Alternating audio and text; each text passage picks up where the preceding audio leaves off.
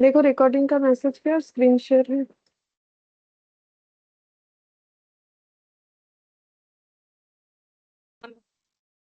है। अच्छा देखो हम लोगों ने लास्ट क्लास में जो जहाँ कंप्लीट किया था, डायरेक्ट एक्सपेंसेस तक कंप्लीट किया था।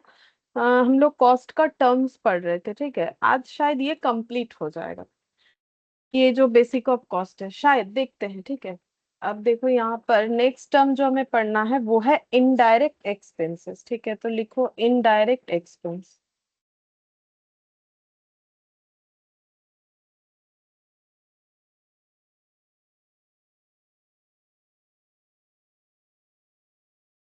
इनडायरेक्ट एक्सपेंसेस का मतलब, अगर हम लोग सिंपल लैंग्वेज में बोले तो not directly related with production. मतलब ऐसा एक्सपेंसेस जो प्रोडक्शन के साथ डायरेक्टली रिलेटेड नहीं है। ऑब्वियसली प्रोडक्शन के काम में ये खर्चा भी जरूरत होगा, लेकिन डायरेक्टली रिलेटेड नहीं होता। जैसे कि फैक्ट्री का रेंट, ठीक है। तो फैक्ट्री का रेंट जो हम लोग प्रोडक्ट प्रोड्यूस करें उसके साथ डायरेक्टली लिंक तो नहीं है, कि अगर किसी मंथ में फैक्ट्री रेंट देने में देरी हो गया या फिर मान लो कम ज्यादा हुआ तो उससे थोड़ी ना प्रोडक्शन में कोई इम्पैक्ट आता है, नहीं आता है, ठीक है। तो प्रोडक्शन में इम्पैक्ट कब आता है? जब मेरा रॉ मटेरियल में कोई इम्पैक्ट आ गया, या मेरे पास रॉ मटेरियल खत्म हो गया, या फिर मेरे पास लेबर नहीं है, तब प्रोडक्शन में इम्पैक्ट आता है। फैक्ट्री रेंट, या फिर मैंने कोई इंश्योरेंस करवा रखा है अपने कंपनी में। अब देखो वो मेनली स्टॉक के ऊपर इंश्योरेंस ये सब होता है। मेरा टैक्स पेएबल है, म्यूनिसिपल टैक्स वगैरह है, इलेक्ट्रिसिटी जो यूज कर रहे हैं, ठीक है। लेकिन यूज्ड फॉर प्रोडक्शन नहीं, इलेक्ट्रिसिटी यूज्ड फॉर प्रोडक्शन नहीं, उसको पावर बोलते हैं, ठीक है। मतलब फैक्ट्री में जो इलेक्ट्रिसिटी का यूज करके प्रोडक्शन होता है उसे ना इलेक्ट्रिसिटी नहीं पावर बोला जाता है। लेकिन देखो लाइट्स के लिए भी तो इलेक्ट्रिसिटी का जरूरत होता है, तो इलेक्ट्रिसिटी लाइटिंग के लिए जो यूज हो रहा है, हीटिंग के लिए जो यूज हो रहा है, कूलिंग के लिए, इस तरीके का जो भी खर्चा है उसे हम लोग इनडायरेक्ट एक्सपेंसेस बोलते हैं, ठीक है। तो अभी देखो लिख के दिखाते हैं इनडायरेक्ट एक्सपेंसेस। ये तो एक सिंपल लैंग्वेज में लिख दिया, अब इसको थोड़ा एलाबोरेट करके लिखे तो ये कुछ ऐसा होगा। Expenses other than material and labour, ठीक है, which can't B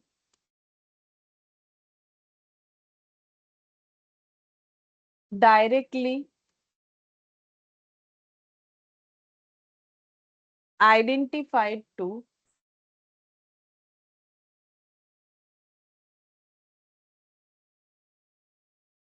cost object but can be apportioned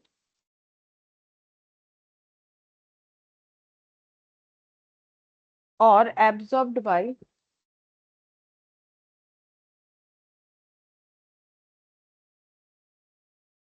cost center or cost unit।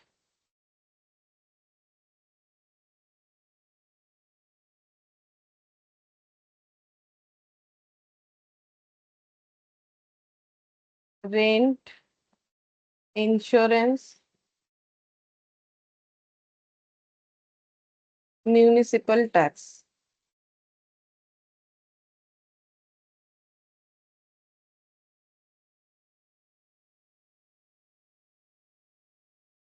Electricity used for lighting, heating and cooling।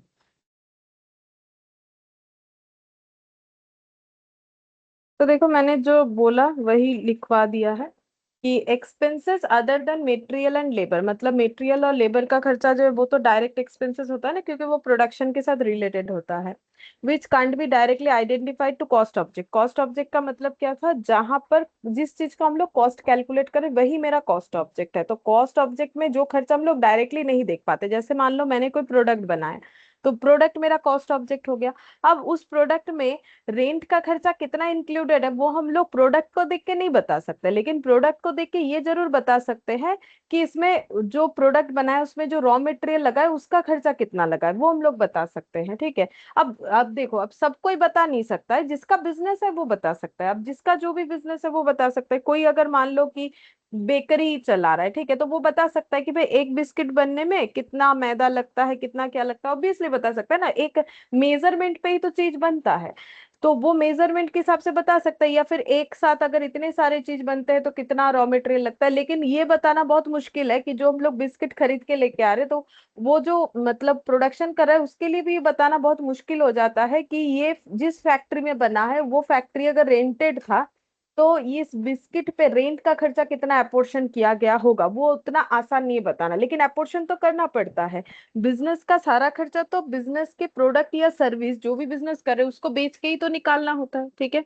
तो ये हम लोग का हो जाएगा इनडायरेक्ट एक्सपेंसेस। ठीक है, जो कि हम लोग अपने कॉस्ट ऑब्जेक्ट में क्या नहीं कर सकते, डायरेक्टली आइडेंटिफाई नहीं कर सकते, एपोर्शन या एब्जॉर्ब करवा सकते, मतलब शेयर करवा सकते। ठीक है, कॉस्ट को शेयर करवाना पड़ता है, तो उसको हम लोग बोलते हैं इनडायरेक्ट एक्सपेंसेस। अब इनडायरेक्ट देखो, जैसे इनडायरेक्ट मैन्युफैक्चरिंग, ये मैंने जो एग्जांपल दिया ना, जैसे इलेक्ट्रिसिटी, लाइटिंग, हीटिंग, कूलिंग, ये हो गया इनडायरेक्ट मैन्युफैक्चरिंग एक्सपेंसेस। ठीक है। एडवर्टाइजिंग का खर्चा हो सकता है, वो हो जाएगा, चाहो तो और भी लिख सकते हो, एडवर्टाइजिंग, सेलिंग, एडवर्टाइजिंग, प्रोडक्ट को बिकवाने में या सर्विस को बिकवाने में एडवर्टाइज भी तो करना पड़ता है, तो ये एडवर्टाइज करने का तो एक खर्चा होता है, चाहे कोई किसी भी मेथड से एडवर्टाइज क्यों ना करे, तो ये एडवर्टाइजिंग का जो खर्चा होता है वो भी तो प्रोडक्ट या सर्विस के कॉस्ट में ऐड ऑन करना पड़ेगा ना, वो भी तो कस्टमर से निकालना पड़ेगा, तो एडवर्टाइजिंग का खर्चा। ठीक है।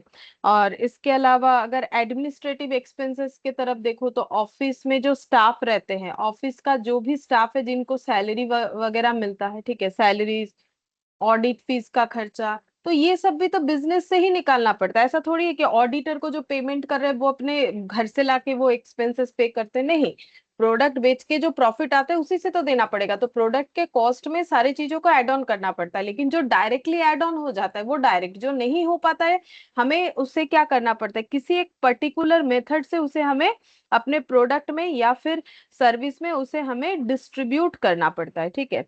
तो मेन बात ये है, देखो, ये जो है शेयरिंग किया जाता है, ये सारे खर्चे को हम लोग शेयर करते हैं जिसको एपोर्शन बोलते हैं। ठीक है।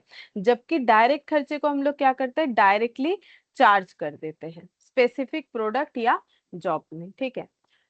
अच्छा, अब ये हो गया मेरा इनडायरेक्ट एक्सपेंसेस, इसके बारे में हम लोगों ने जान लिया। अब इनडायरेक्ट को हम लोग ओवरहेड भी बोलते हैं, उसके लिए तो मैंने देखो लास्ट क्लास में नेचर के हिसाब से जो पढ़ाना स्टार्ट किया था, यहाँ पर तुम लोग अगर देखोगे तो मैंने ये बता भी दिया था कि इसको ओवरहेड भी बोला जाता है, सारे इनडायरेक्ट खर्चे को कॉस्ट में इसे ओवरहेड बोला जाता है। ठीक है।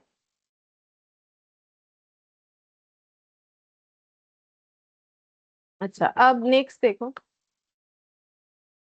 नेक्स्ट हम लोग लिखेंगे, ये हो गया कॉस्ट का जो है क्लासिफिकेशन। देखो, ये हम लोगों ने क्या पढ़ा, याद दिला देते हैं लास्ट क्लास, क्योंकि एक क्लास मिस था हम लोग का।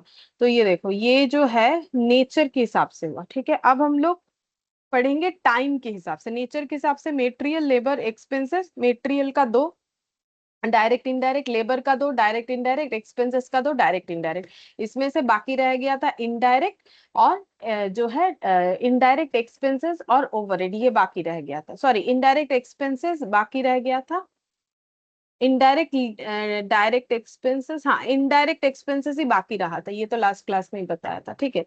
अच्छा, तो अब हम लोग कॉस्ट का क्लासिफिकेशन आगे पढ़ेंगे बाय टाइम, टाइम के हिसाब से कॉस्ट का क्या क्लासिफिकेशन। तो टाइम के हिसाब से कॉस्ट को थ्री पार्ट्स में डिवाइड किया गया। एक है हिस्टोरिकल कॉस्ट,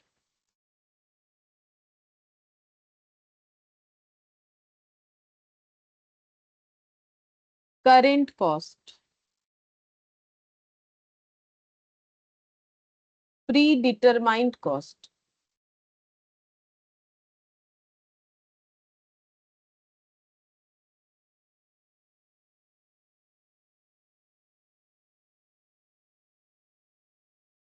अच्छा, अब हिस्टोरिकल कॉस्ट, ये नाम से ही पता होना चाहिए, हिस्टोरिकल का मतलब होता है हिस्ट्री यानी कि पास्ट, ठीक है, ये पास्ट कॉस्ट से रिलेटेड बात है, ठीक है, ये डेफिनेशन याद रखने में काम आएगा। करेंट मतलब प्रेजेंट, तो ये प्रेजेंट कॉस्ट से रिलेटेड बात है।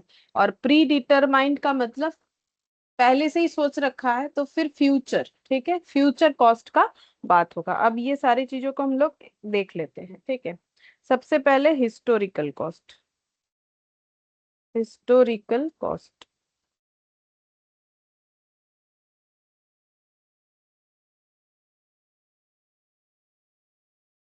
कॉस्ट incurred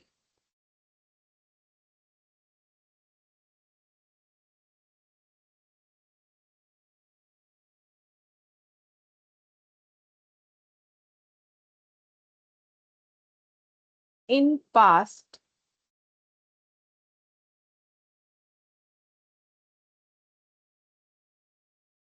ascertain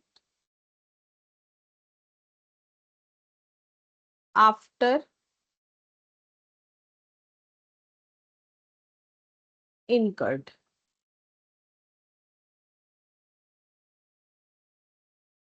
मतलब हिस्टोरिकल कॉस्ट का मतलब है, क्या लिखा है देखो, cost incurred in past ascertain after incurred, मतलब पास्ट में हम लोगों ने खर्च किसी चीज पे कोई खर्चा किया था। जैसे मान लो हम लोग कोई प्रोडक्ट बना रहे थे जिसको बनाने में हमें खर्चा किया था, मान लो हम लोग पास्ट में हमारा गाड़ी प्रोडक्शन था, ठीक है, हम लोग जो है गाड़ी बनाते थे,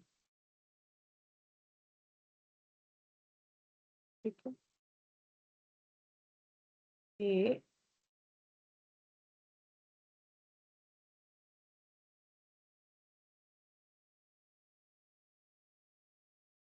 ठीक है, तो ये गाड़ी जो है, गाड़ी हम लोग प्रोडक्शन कर रहे थे, अब इसको बनाने में खर्चा तो होगा, ठीक है, इसको बनाने में खर्चा तो होगा, तो इसको बनाने में हम लोगों ने जो भी खर्चा इनकर्ड किया था, वो इनकर्ड होने के बाद जब हम लोग आइडेंटिफाई कर रहे हैं कि कितना खर्चा इनकर्ड हुआ था, इसको हम लोग बोलते हैं हिस्टोरिकल कॉस्ट, ठीक है। जैसे कि लास्ट मंथ में हम लोगों ने कितना मटेरियल यूज किया था, या फिर कितना वेजेस पे किया था वर्कर को, ठीक है, या फिर कितना ओवरहेड का खर्चा हुआ था। तो अगर एग्जाम्पल दे तो ये एग्जाम्पल के तौर पे ऐसे लिख सकते हैं, एक्चुअल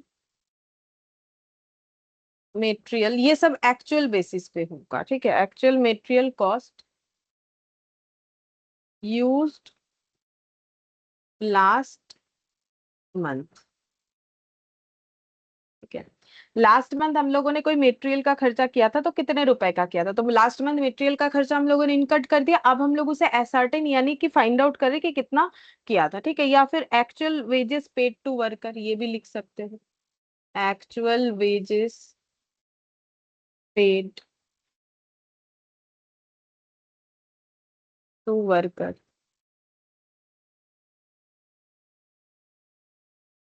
ये भी लिख सकते हैं, ठीक है, ये दो एग्जाम्पल दे दिया। मतलब सिंपल सा बात, अगर पहले हम लोगों ने कोई खर्चा कर रखा था और उसको अभी अगर हम लोग आज आइडेंटिफाई कर रहे हैं, तो उसे हम लोग बोलेंगे हिस्टोरिकल कॉस्ट। अच्छा, इसके बाद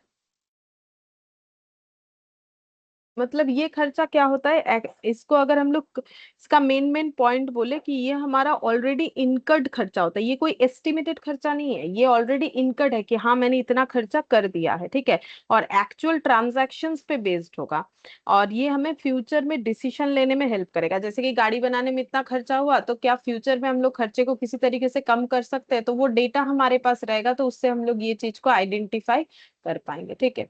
इसके बाद current cost, current cost, current cost का मतलब हो गया कि प्रेजेंट पीरियड में जो कॉस्ट इनकर्ड हो रहा है उसे हम लोग बोलेंगे करेंट कॉस्ट, तो ये लिख देते हैं, cost related to present,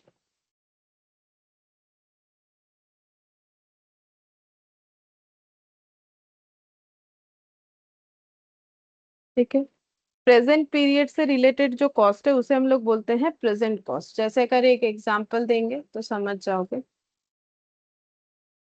A machine bought earlier for ₹1 lakh may now cost 1,50,000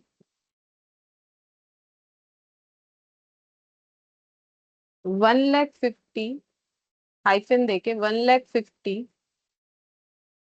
is the current cost.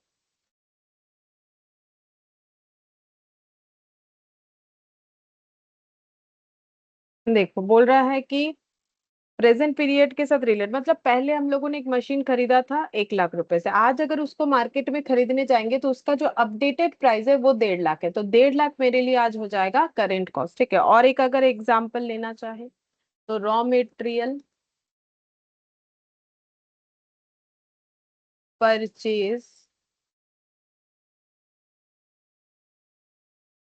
Today at updated market rates.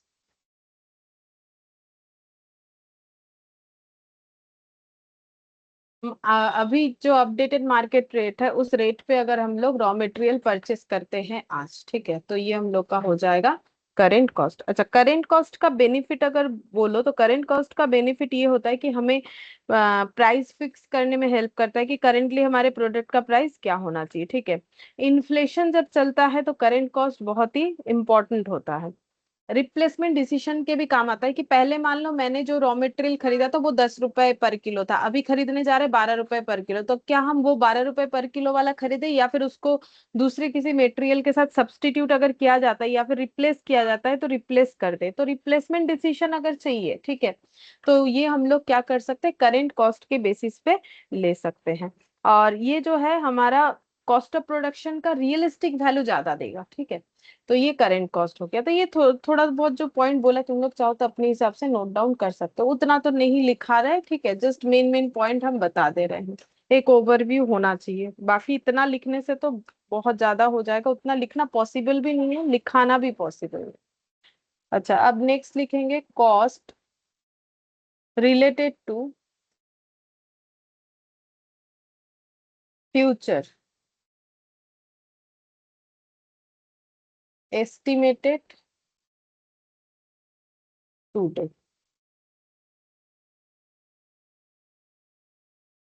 अच्छा, तो प्री डिटरमाइंड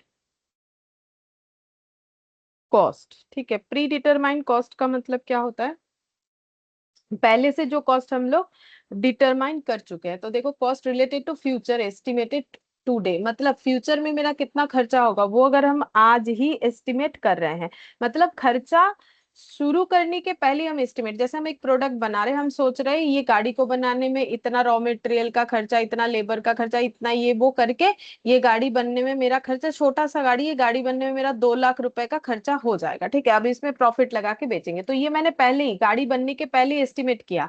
अभी गाड़ी बना नहीं है, गाड़ी बनने के पहले एस्टिमेट किया, तो फ्यूचर में जो खर्चा होने वाला है उसको अगर हम लोग अभी से जो है एस्टिमेट कर रहे हैं। अब ये हम लोग कैसे एस्टिमेट करते हैं, पास्ट डेटा के बेसिस पे। ठीक है, मतलब पहले अगर हमारा कोई नॉलेज है गाड़ी बनाने का या फिर नहीं है तो मार्केट से डेटा लेके आना पड़ेगा कि इस तरीके का गाड़ी बनाने में या प्रोडक्ट बनाने में क्या खर्चा हो सकता है, तो उसका सर्वे करना पड़ेगा। अगर खुद का पास्ट नॉलेज है तो उसका यूज कर सकते हैं, तो पास्ट नॉलेज से ही हम लोग एस्टिमेट करते हैं।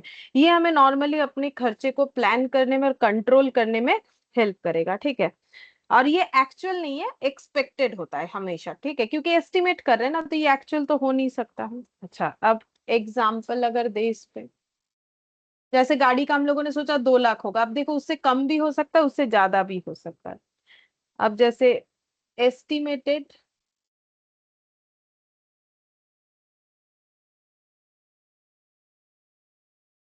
Material cost for a new project.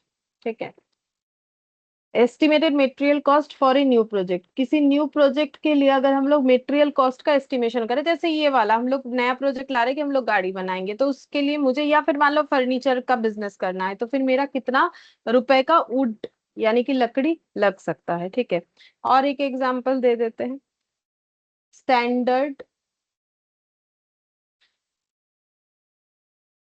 Labour cost per unit, मतलब स्टैंडर्ड मतलब वही एस्टिमेटेड हमारा कितना, एक एक यूनिट, एक एक चेयर बनाने में हमें कितना लेबर का खर्चा हो सकता है। ठीक है, तो ये एस्टिमेटेड हो गया। तो उस तरीके से अब देखो, बजट अगर रेडी करना है हमें, अपने खर्चे का बजट बनाना है, तो हम लोग उसको क्या बोलते हैं, प्री डिटरमाइंड कॉस्ट ही बोला जाता है। ठीक है, कॉस्ट को कंट्रोल में रखना है, टेंडर बुलाना है, ठीक है, परफॉर्मेंस इवैल्यूएशन करना है, तो प्री डिटरमाइंड कॉस्ट हमें हेल्प करता है। देखो परफॉर्मेंस इवैल्यूएशन, जैसे हम लोगों ने सोचा गाड़ी बनाने में 2 लाख लगेगा, ठीक है, अब उससे ज्यादा लगा या कम लगा, तो उससे हम लोग ये समझ सकते हैं ना कि हमारा कॉस्ट कितने कंट्रोल में है कि नहीं है, तो हम लोगों ने जो बजट बनाया वो कितना इफेक्टिव रहा। ठीक है, तो बीफ प्रोडक्शन होने के पहले जो खर्चा होता है वो होता है प्री डिटरमाइंड कॉस्ट, और प्रोडक्शन हो जाने के बाद जो खर्चा होता है उसे ही हम लोग हिस्टोरिकल कॉस्ट बोल सकते हैं। ठीक है, अब ये जो प्री डिटरमाइंड कॉस्ट है ना, इसको हम लोग 2 पार्ट में डिवाइड कर सकते हैं।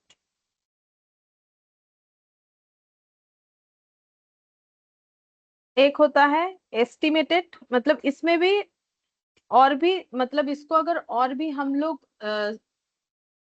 सिंप्लीफाई करके सोचे, ठीक है, वैसे तो प्री डिटरमाइंड मतलब फ्यूचर कॉस्ट ही होता है जिसे हम लोग एस्टिमेटेड करके ही पता करते हैं, फिर भी एस्टिमेटेड कॉस्ट भी अपने आप में एक जो है अलग डेफिनेशन होता है। तो वो देखो एस्टिमेटेड कॉस्ट, क्योंकि कॉस्ट में ना ऐसा होता है कि सिमिलर टाइप ऑफ पढ़ के लगेगा कि, अब देखो प्री डिटरमाइंड बोला तो एस्टिमेटेड तो उसी में आ जाता है ना, तो इसीलिए देखो उससे बाइफरकेशन कर रहे हैं। अब है डेफिनेशन तो हम लोग पढ़ रहे हैं इस वजह से, देखो एस्टिमेटेड कॉस्ट, एस्टिमेटेड कॉस्ट,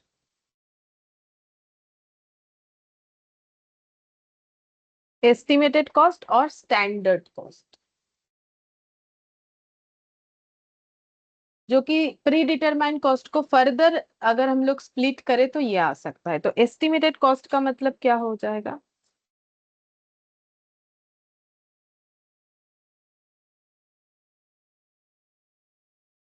देखो किसी भी प्रोडक्ट को प्रोड्यूस करने के पहले पास्ट रिकॉर्ड या एक्सपीरियंस से हम लोग जो कॉस्ट को अप्रोक्सीमेटली आइडेंटिफाई करते हैं ना, वही हमारा एस्टिमेटेड कॉस्ट होता है। तो ये लिख देते हैं, it is determined by taking into consideration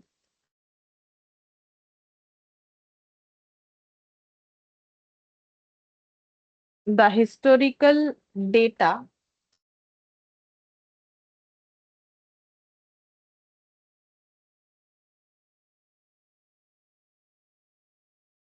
as the basis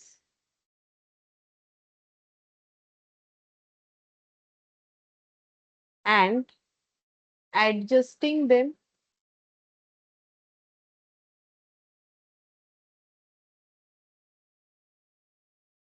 to future trends।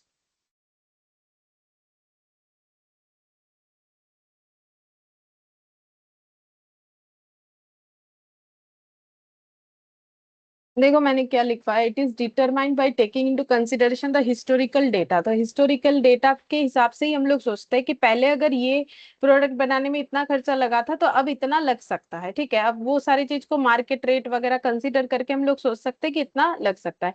As the basis, historical data को बेसिस के हिसाब से यूज कर सकते हैं और फ्यूचर ट्रेंड के हिसाब से उसे एडजस्ट कर सकते हैं। पहले मान लो रॉ मटेरियल मुझे 10 रुपए पर किलो में मिला था, लेकिन मुझे पता है कि इस चीज का दाम अब बढ़ चुका है। ठीक है, तो हम लोग ऐसा सोच सकते हैं, देखो भाई ये रीजन था, इस वजह से दाम बढ़ा था, तो हो सकता है कि ये अब हमें मार्केट में 12 रुपए पर किलो के हिसाब से मिले। तो ये था मेरा पास्ट डेटा, उसको मैंने एडजस्ट किया फ्यूचर ट्रेंड के हिसाब से, अगर मुझे लग रहा है कि इस चीज का दाम बढ़ सकता है। ठीक है, इस चीज को बोलते हैं हम लोग एस्टिमेटेड कॉस्ट। ठीक है, जैसे कि example,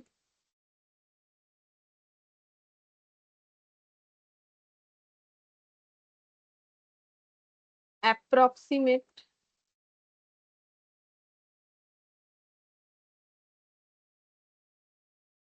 cost for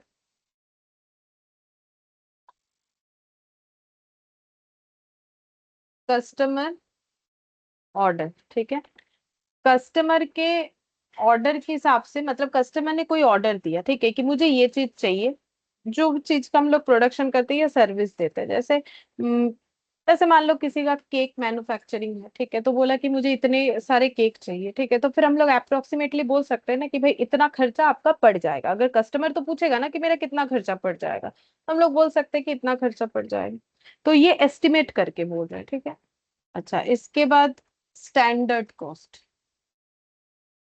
standard cost क्या होता है?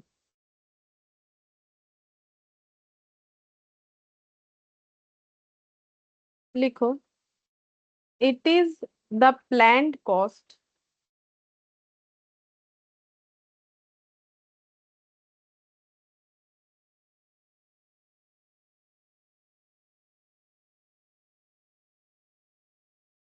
That are determined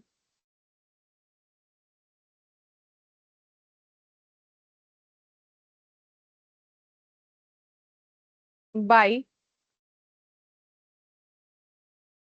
technical experts after considering after considering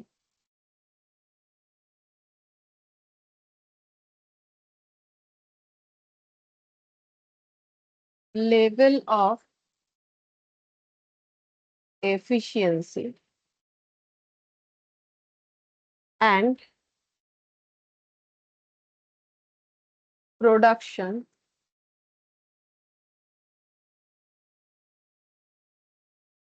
using scientific and engineering method. Scientific and engineering methods.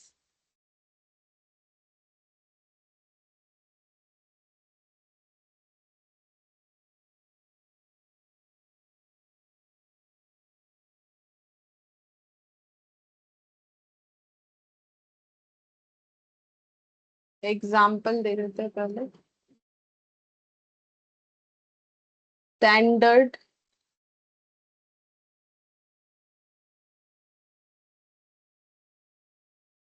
Quantity of material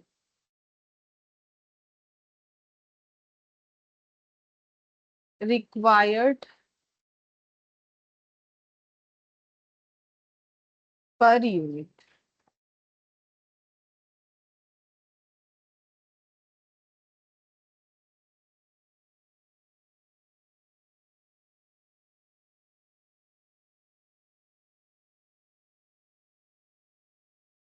देखो, एस्टिमेटेड और स्टैंडर्ड कॉस्ट पढ़ के एक ही जैसा लगेगा, फिर भी मेन जो डिफरेंस है वो हम बता देंगे। देखो, पहले स्टैंडर्ड वाला समझ लो। स्टैंडर्ड में क्या लिखा है? It is the planned cost, ये भी प्लान किया गया कॉस्ट है।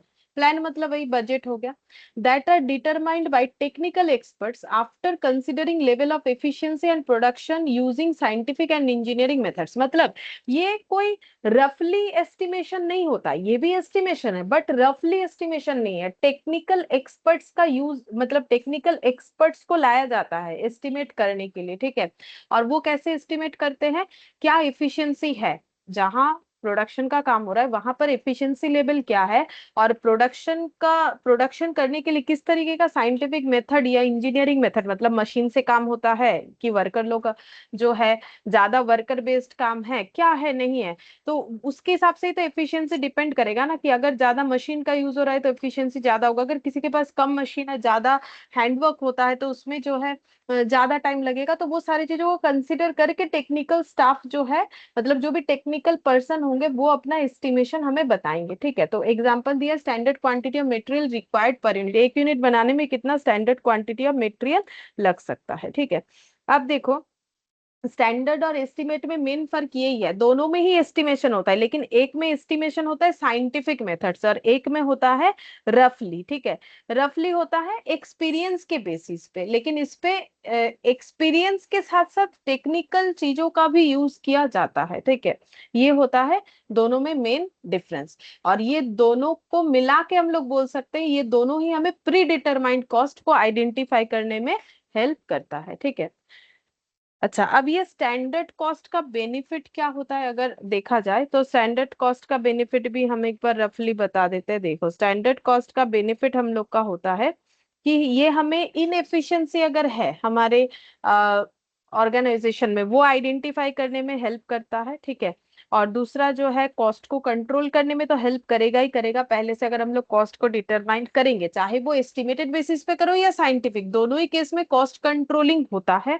और एक है बजट और प्लान करने में हमें हेल्प मिल जाता है। ठीक है, अच्छा, अब नेक्स्ट हम लोग पढ़ेंगे, ये हो गया देखो टाइम के बेसिस पे कितने तरीके का होता है। अब नेक्स्ट पढ़ेंगे डिग्री ऑफ ट्रेसेबिलिटी के बेसिस पे, degree of degree of traceability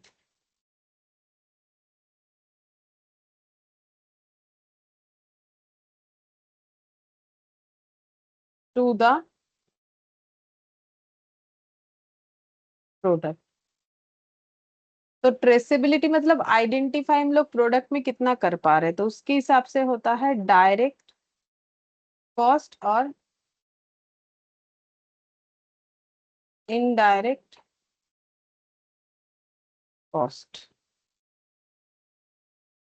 direct cost का मतलब cost that can be traced, ये ऑलरेडी हम लोगों ने लिखा हुआ है डायरेक्ट इनडायरेक्ट, बट यहाँ पर एक बार बता देते हैं, to the final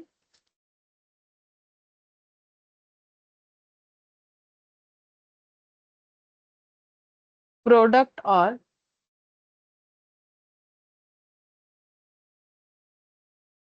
cost centre and allocated to cost centre. और इनडायरेक्ट में लिखेंगे ये कॉमन कॉस्ट होता है, that can't be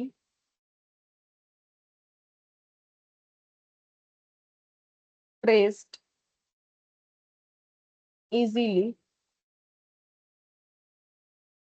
in a single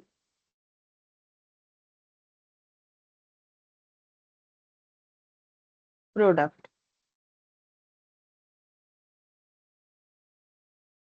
apportion to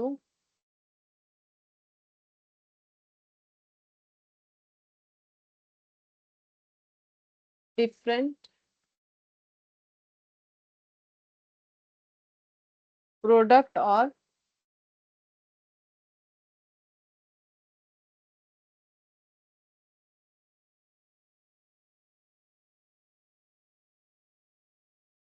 on some basis.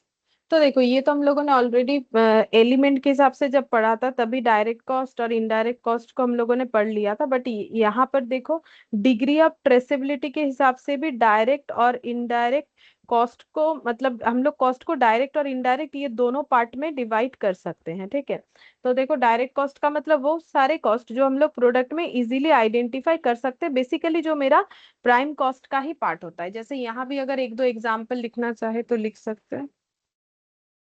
जैसे डायरेक्ट कॉस्ट में अगर डायरेक्ट मेटेरियल का बात करें तो इसका एक एग्जांपल देते हैं, स्टील फॉर ए मशीन। एक मशीन को बनाने में उसका मटेरियल स्टील हो सकता है। ठीक है, तो steel for a machine, direct labour, wages to worker और producing the product.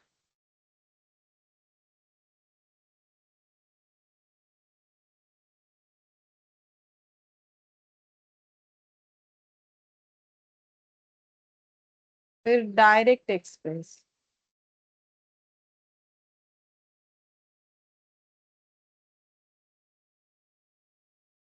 Royalty, hire of machine. तो डायरेक्ट मटेरियल का मतलब प्रोडक्ट को बनाने में जो मेन मटेरियल हमें लग रहा है। डायरेक्ट लेबर का मतलब जैसे मान लो फर्नीचर बिजनेस में लकड़ी, ठीक है। अच्छा, अब वो जो कारपेंटर उसे बना रहा है, कारपेंटर का खर्चा। और अगर हम लोग जो फर्नीचर बना रहे हैं वो मान लो उसका डिजाइन वगैरह किसी से हम लोगों ने रॉयल्टी पे ले लिया, मतलब किसी का डिजाइनिंग हमें लगा कि ये हमें यूज करना चाहिए, तो उनका जो टेक्निक है या फिर उनका जो भी डिजाइनिंग प्रोसेस है उसको हम लोगों ने उनसे खरीदा कि भाई हमें आपका ये प्रोसेस या फॉर्मूला यूज करना है, तो वो हम लोगों से क्या ले सकते हैं, अपने प्रोसेस को बेचने का जो है भाड़ा जिसे बोलते हैं, मतलब भाड़ा बोलेंगे ना, तो जैसे कि घर रेंट पे होता है वैसे ही वो प्रोसेस बेचने का रेंट जिसे रॉयल्टी बोल सकते हैं। तो कोई अपना अगर मतलब इस तरीके का फॉर्मूला वगैरह बेचता है तो वो उसके अगेंस्ट में रॉयल्टी लेता है, ठीक है। तो रॉयल्टी का खर्चा। हाँ, अगर हम लोग कोई स्पेशल मशीन हायर करें अपने प्रोडक्ट को बनाने के लिए तो वो सारे खर्चे हमारे डायरेक्ट एक्सपेंसेस हो सकते हैं। अब इनडायरेक्ट एक्सपेंसेस का मतलब क्या हो जाएगा? इनडायरेक्ट एक्सपेंसेस का मतलब जो एक्सपेंसेस हमें अपने फाइनल प्रोडक्ट में इजीली ट्रेसेबल नहीं है, ठीक है, और उस खर्चे को हमें एपोर्शन करना पड़ता है, उसे हम लोग बोलते हैं इनडायरेक्ट एक्सपेंसेस। अब इसमें अगर एग्जाम्पल देखें तो सैलरी ऑफ सुपरवाइजर लिख दो। सुपरवाइजर,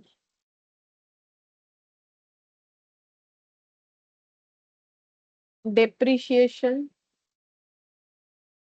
ऑफ मशीन, ठीक है, ये सब।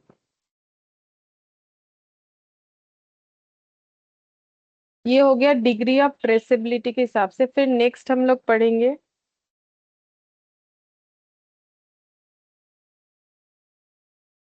By associated with the product.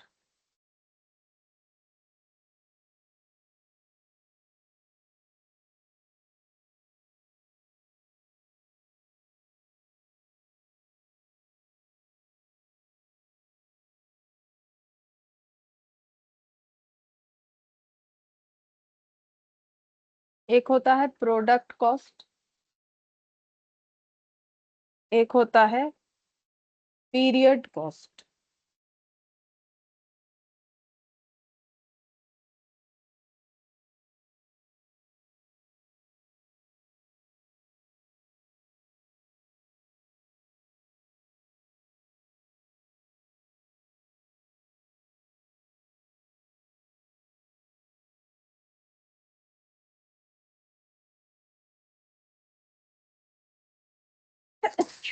Sorry. Product cost का मतलब होता है, पहले लिख देते फिर बताते, cost which are traceable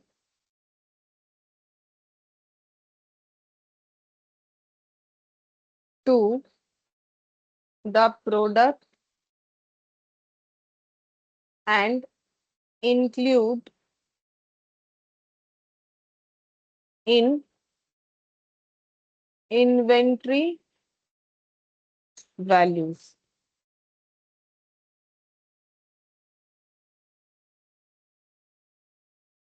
example,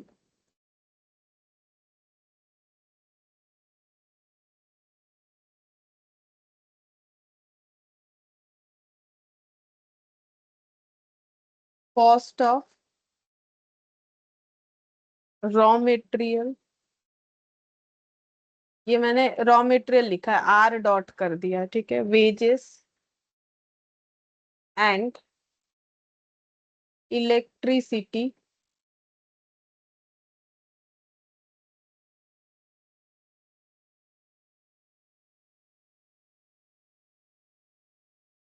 for manufacturing a chair.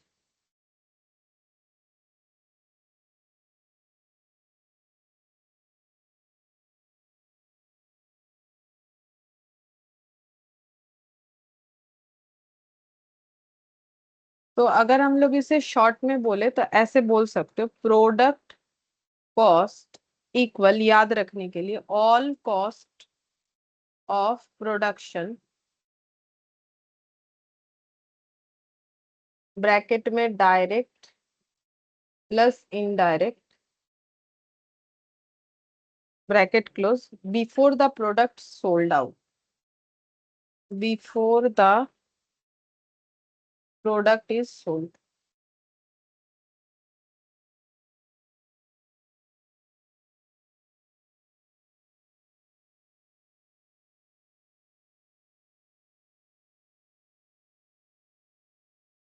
देखो, प्रोडक्ट कॉस्ट का मतलब क्या है, जो मैंने एकदम सिंपल लैंग्वेज में यहाँ पर लिख के बताया। प्रोडक्ट कॉस्ट का मतलब है कि all cost of production, direct हो या इनडायरेक्ट, प्रोडक्ट को बेचने के पहले तक का सारा खर्चा। यहाँ पर क्या लिखा है देखो, cost which are traceable to the product and include in inventory values. तो इन्वेंट्री मेरा प्रोडक्ट स्टॉक जब बनेगा, ठीक है, तो उस स्टॉक में भी ये सारे कॉस्ट इंक्लूड होंगे। मतलब सीधा बात है, सेल करने के पहले तो वो स्टॉक ही होता है ना।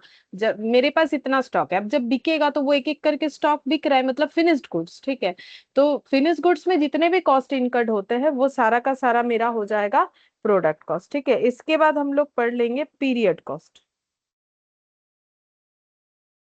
पीरियड कॉस्ट क्या होगा, देखो, पीरियड कॉस्ट का मतलब हो जाएगा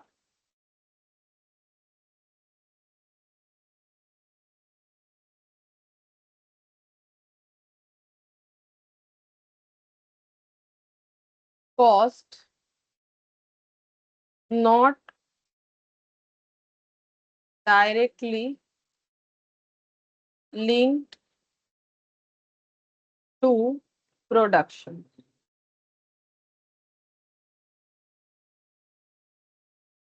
expensed in the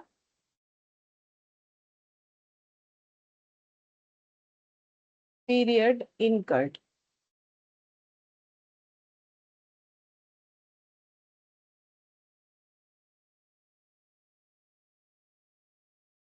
example,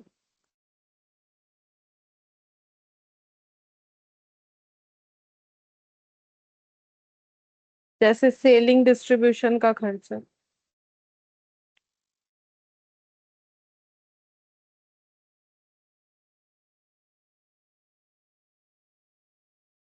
selling and administrative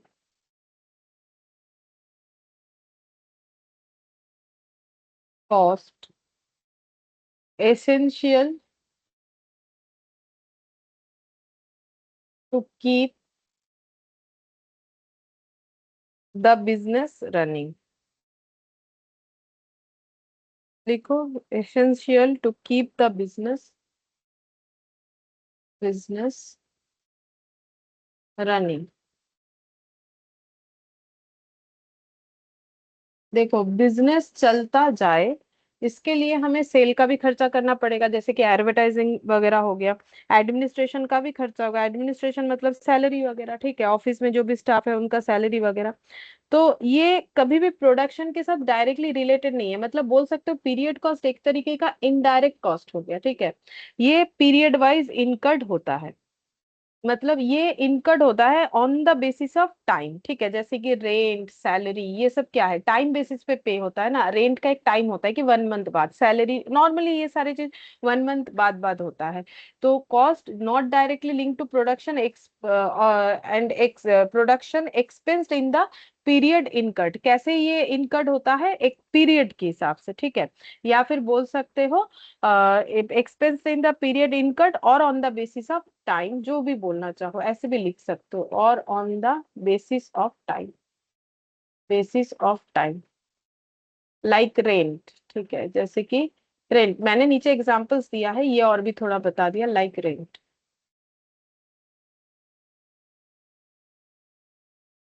इस तरीके के खर्चे को हम लोग बोलते हैं पीरियड कॉस्ट। अच्छा,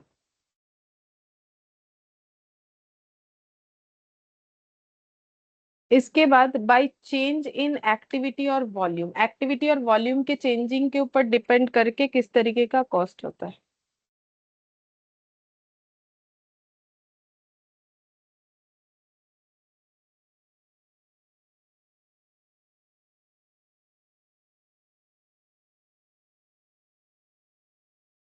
तो एक्टिविटी और वॉल्यूम के ऊपर डिपेंड करके तीन तरीके का कॉस्ट होता है। Fixed cost, variable cost, semi variable और semi fixed cost.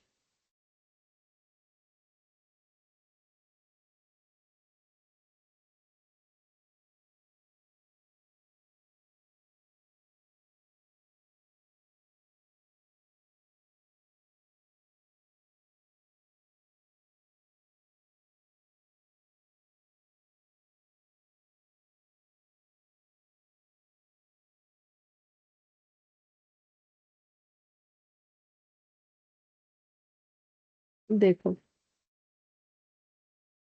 Fixed, variable और सेमी वेरिएबल।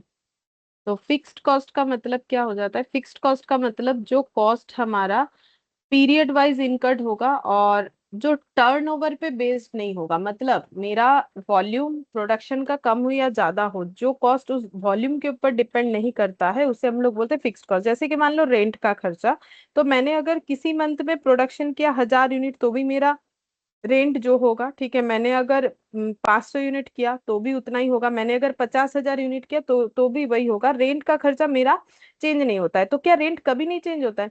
वो तो देखो रेंट एग्रीमेंट के ऊपर डिपेंड करेगा ना। जैसे कॉमर्शियल एग्रीमेंट 3 साल का होता है या जहाँ जैसा रूल्स होता है, तो उसके बाद ऑब्वियसली रेंट चेंज होगा। वो तो रेंट पे इंक्रीमेंट हो गया, लेकिन उसके साथ प्रोडक्शन का कोई लिंक नहीं है कि प्रोडक्शन कम ज्यादा होने पे रेंट का कम ज्यादा होना। कम होगा तो रेंट कम देंगे, ज्यादा होगा तो रेंट ज्यादा देंगे, ऐसा नहीं है, ठीक है। या फिर वर्कर को सैलरी हम लोग अपने प्रोडक्शन कम ज्यादा के ऊपर तो नहीं दे सकते, जो बोल दिया है वही देना पड़ेगा, ठीक है। तो फिक्स्ड कॉस्ट का मतलब हो जाएगा, लिखो, cost incurred for a period and unaffected by fluctuation in the level of activity और आउटपुट और टर्नओवर। तो देखो मैंने जो बोला वही लिखवा दिया है, कॉस्ट इनकट फॉर ए पीरियड, ये एक पीरियड वाइज होता है नॉर्मली ये वाला खर्चा। And unaffected by fluctuating in the level of activity और आउटपुट और टर्नओवर, हम लोग का टर्नओवर या आउटपुट कम ज्यादा होने पे जो खर्चा हमारा चेंज नहीं होता है, उसको हम लोग बोलते हैं फिक्स्ड कॉस्ट। ये टोटल में कभी चेंज नहीं होता है। हाँ, अगर इसका पर यूनिट निकालोगे तो चेंज हो सकता है। जैसे कि मान लो मेरा रेंट आता है 12,000 रुपए, ठीक है। अब मैंने अगर 1000 यूनिट प्रोड्यूस किया है तो हम रेंट का खर्चा 12 रुपए करके लगाएंगे अपने प्रोडक्ट में। अगर मैंने 500 यूनिट प्रोड्यूस किया है तो अलग हो जाएगा। अगर मैंने 2000 यूनिट प्रोड्यूस किया है तो फिर मेरा रेंट का खर्चा प्रोडक्ट पे 6 रुपए करके आ जाएगा। तो पर यूनिट भले ही चेंज हो सकता है, लेकिन रेंट के खर्चे में थोड़ी ना कोई चेंज है। तो फिक्स्ड कॉस्ट जो है टोटल में कभी चेंज नहीं होता है। हाँ, पर यूनिट में चेंज हो सकता है अगर हम लोग पर यूनिट का कैलकुलेट करना चाहे तो। एग्जाम्पल के तौर पे लिख देते हैं, rent salary insurance, rent salary insurance, ये सब हो जाएगा रेंट का खर्चा। वेरिएबल कॉस्ट, वेरिएबल कॉस्ट में लिखेंगे directly proportionate with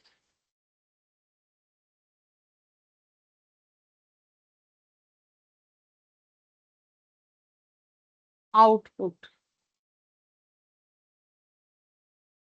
it is always in term of unit,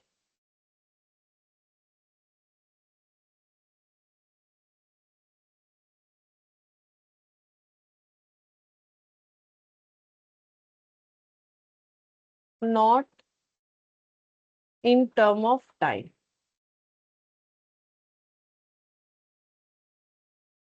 तो डायरेक्टली प्रोपोर्शनेट विथ आउटपुट का मतलब वेरिएबल खर्चा जितना प्रोडक्शन करते हैं उसके ऊपर डिपेंड करता है। जैसे कि अगर 1 यूनिट बनाने में 10 यूनिट रॉ मटेरियल लगता है, तो 2 यूनिट बनाने में 20 लगेगा, 3 यूनिट बनाने में 30 लगेगा, तो डायरेक्टली प्रोपोर्शनेट है आउटपुट के साथ। और ये हमेशा जो है यूनिट के ऊपर डिपेंड करता है, ठीक है, टाइम से इसका कोई लेना देना नहीं है, ये यूनिट के टर्म में ही होता है। तो देखो जो हम लोग का वेरिएबल कॉस्ट है उसका एग्जाम्पल लिख देते हैं।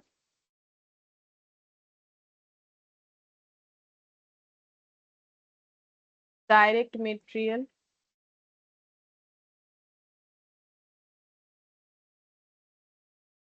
Used in production. और सेमी वेरिएबल या सेमी फिक्स्ड कॉस्ट का मतलब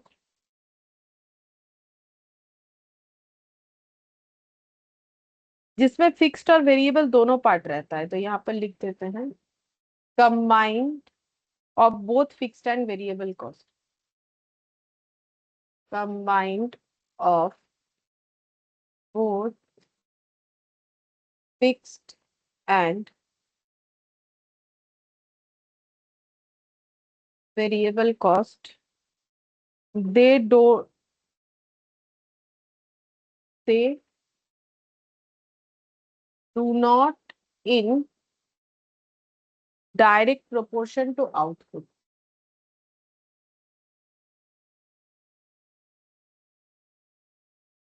ये आउटपुट के साथ प्रोपोर्शन होता नहीं है, मतलब आउटपुट कम ज्यादा होने से ये कम ज्यादा होगा ऐसा नहीं होता है, ये फिक्स्ड और वेरिएबल का एक कॉम्बिनेशन होता है, ठीक है। अच्छा, अब इसमें अगर हम लोग एग्जाम्पल देखें तो एग्जाम्पल क्या हो जाएगा, जैसे कि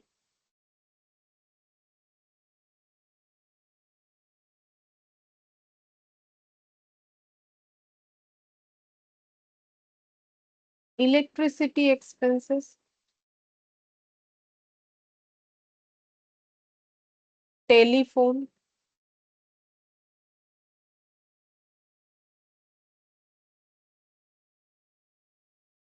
मेंटेनेंस कॉस्ट, यहाँ लिख सकते हैं मेंटेनेंस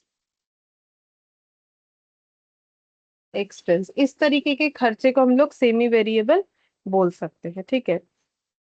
देखो सेमी वेरिएबल का मतलब क्या होता है, जैसे कि थोड़ा सा फिक्स थोड़ा सा वेरिएबल, मतलब जैसे मान लो कि एक सर्टेन लेवल तक ये खर्चा मेरा जो है वेरिएबल हो सकता है, उसके बाद ये फिक्स्ड हो जाएगा। जैसे देखो टेलीफोन का अगर एग्जांपल दे, टेलीफोन का क्या होता था ना कि टेलीफोन जो है उसका यूज करो या ना करो एक फिक्स्ड जो है पेमेंट हमें करना पड़ता था। इलेक्ट्रिसिटी का भी देखोगे अगर तुम लोग देखना कि अगर मान लो कभी भी इलेक्ट्रिसिटी का यूज नहीं हो रहा है, जैसे कि मैक्सिमम ठंडे के केस में होता है, ठीक है, मतलब विंटर सीजन में फिर भी लाइट वगैरह तो जलता है तो हमें समझ में नहीं आता है, लेकिन मान लो कि किसी एक मंथ में किसी एक रूम मतलब किसी एक घर पे अगर मान लो कि पूरा इलेक्ट्रिसिटी ऑफ ही रहा, फिर भी एक बिल आ जाएगा, ठीक है। वो एक्चुअली क्या है ना, वो फिक्स्ड है, मतलब उस सर्विस के लिए सर्विस को पाने के लिए हमें एक खर्चा देना ही पड़ता है, बाकी यूज के ऊपर डिपेंड करेगा कि हाँ अगर हम इलेक्ट्रिसिटी कनेक्शन लिए हैं तो मेरा मिनिमम एक बिल जरूर रेज होगा, और मैक्सिमम क्या होता है वो यूज के ऊपर डिपेंड करता है। जैसे कि मान लो मिनिमम मुझे 100 रुपए देने ही पड़ेंगे या 300 रुपए, बाकी मैंने जितना यूज किया उसके ऊपर देना पड़ता है। टेलीफोन का भी वैसे था, मेंटेनेंस का खर्चा, ठीक है, तो मेंटेनेंस का खर्चा भी ऐसे होता है कि हम लोग का एक फिक्स्ड मेंटेनेंस खर्चा होता है, बाकी देखो हम लोग जितना ज्यादा मेंटेनेंस मांगेंगे उसके ऊपर जो है वो होगा, ठीक है, मेंटेनेंस का खर्चा। तो ये हो गया हम लोग का सेमी वेरिएबल या सेमी फिक्स, जिसमें दोनों पोर्शंस जो है मतलब कंबाइन बेसिस पे रहेगा। अच्छा, इसके बाद नेक्स्ट देखते हैं।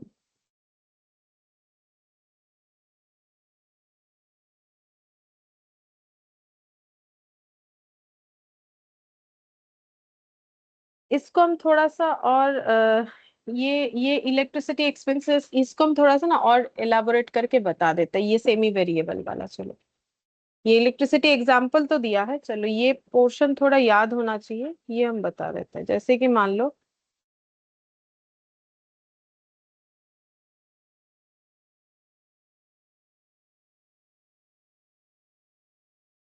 जैसे ये लिखे सैलरीज ऑफ स्टाफ, इससे भी अच्छा समझ में आएगा। स्टाफ विथ ओवर टाइम, ठीक है, तो इसमें वेरिएबल और सेमी वेरिएबल पोर्शन क्या है पता है? जो फिक्स्ड पोर्शन है वो है कि जो सैलरी इनको मुझे देना ही है वो हो जाएगा बेसिक सैलरी या फिर बेस सैलरी, जो जिन सैलरी पे इन्होंने काम करने का जो है प्रॉमिस किया, या फिर हम लोगों ने जिन सैलरी पे इन्हें रखा है। वेरिएबल पोर्शन क्या हो जाएगा? ये ओवर टाइम करने पे जो हमें पेमेंट करना पड़ेगा, ओवर टाइम पे।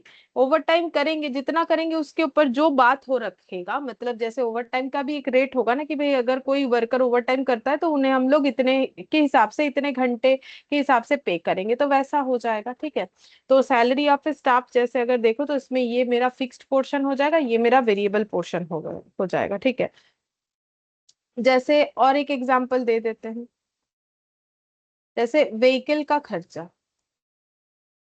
जो ट्रांसपोर्टेशन के लिए जो व्हीकल यूज हो रहा है, व्हीकल का खर्चा, उसमें फिक्स्ड पोर्शन क्या हो जाएगा? जैसे मान लो इंश्योरेंस का कॉस्ट, मतलब गाड़ी चलाओ या ना चलाओ, इंश्योरेंस करवा रखा है गाड़ी का, चाहे वो जैसा भी गाड़ी हो हमें वो भरते रहना है। वेरिएबल खर्चा क्या हो जाएगा? तेल का खर्चा। ठीक है, फ्यूल बोल सकते हो, अगर गाड़ी को यूज करोगे तो ही फ्यूल कॉस्ट देना पड़ेगा, अदरवाइज नहीं देना पड़ेगा। और फ्यूल भी डिपेंड करता है डिस्टेंस कितना ट्रेवल कर रहे हो।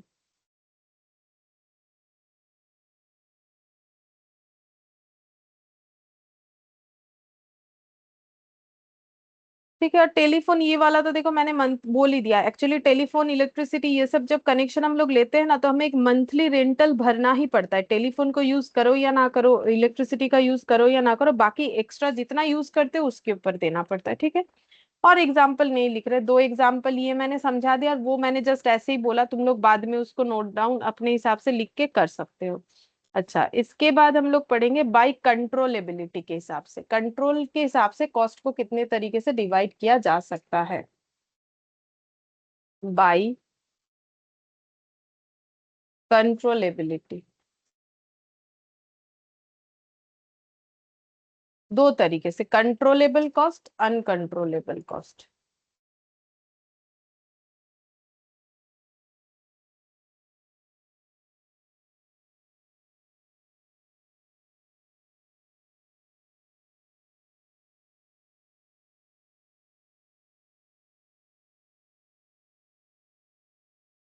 लिख लो, controllable and uncontrollable.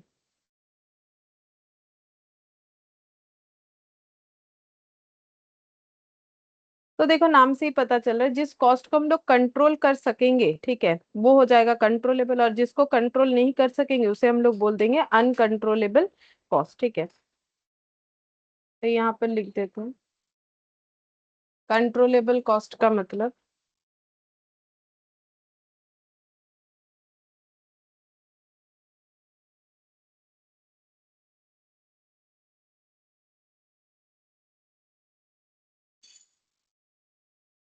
It is, ऐसे लिख देते हैं, इट इज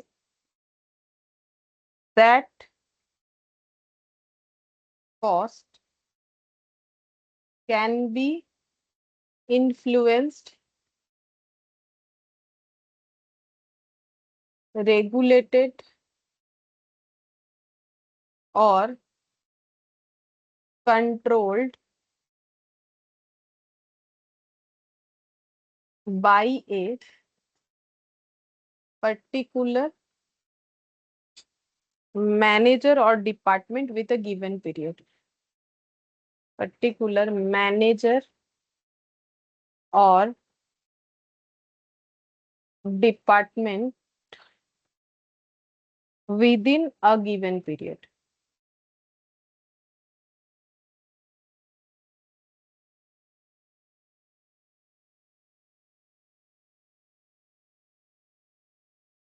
मतलब सीधा बात है, जिस कॉस्ट को हम लोग कंट्रोल कर सकते हैं, it is the cost that can be influence, regulated और कंट्रोल बाय पर्टिकुलर मैनेजर और department with in a given period. मतलब किसी एक पीरियड में जो भी कॉस्ट इनकर्ड होना चाहिए या हो रहा है, उसको अगर कोई भी उस डिपार्टमेंट के अंडर या उस डिपार्टमेंट में जो भी मैनेजर है उसके थ्रू से कंट्रोल किया जा सकता है, यानी कि उसे इन्फ्लुएंस्ड या फिर रेगुलेट किया जा सकता है, तो उसे हम लोग बोलते हैं कंट्रोलेबल कॉस्ट। ठीक है, जैसे कि एग्जाम्पल के तौर पे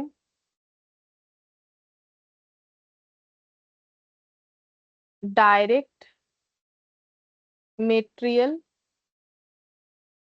कॉस्ट, यहाँ पर लिख देते मैनेजर या सुपरवाइजर जो भी है, मैनेजर कैन कंट्रोल वेस्ट और परचेज प्राइस। देखो, तो एक्चुअली जब प्रोडक्शन वगैरह होता है तो हर एक काम के लिए अलग अलग लोगों को अपॉइंट किया जाता है, ठीक है।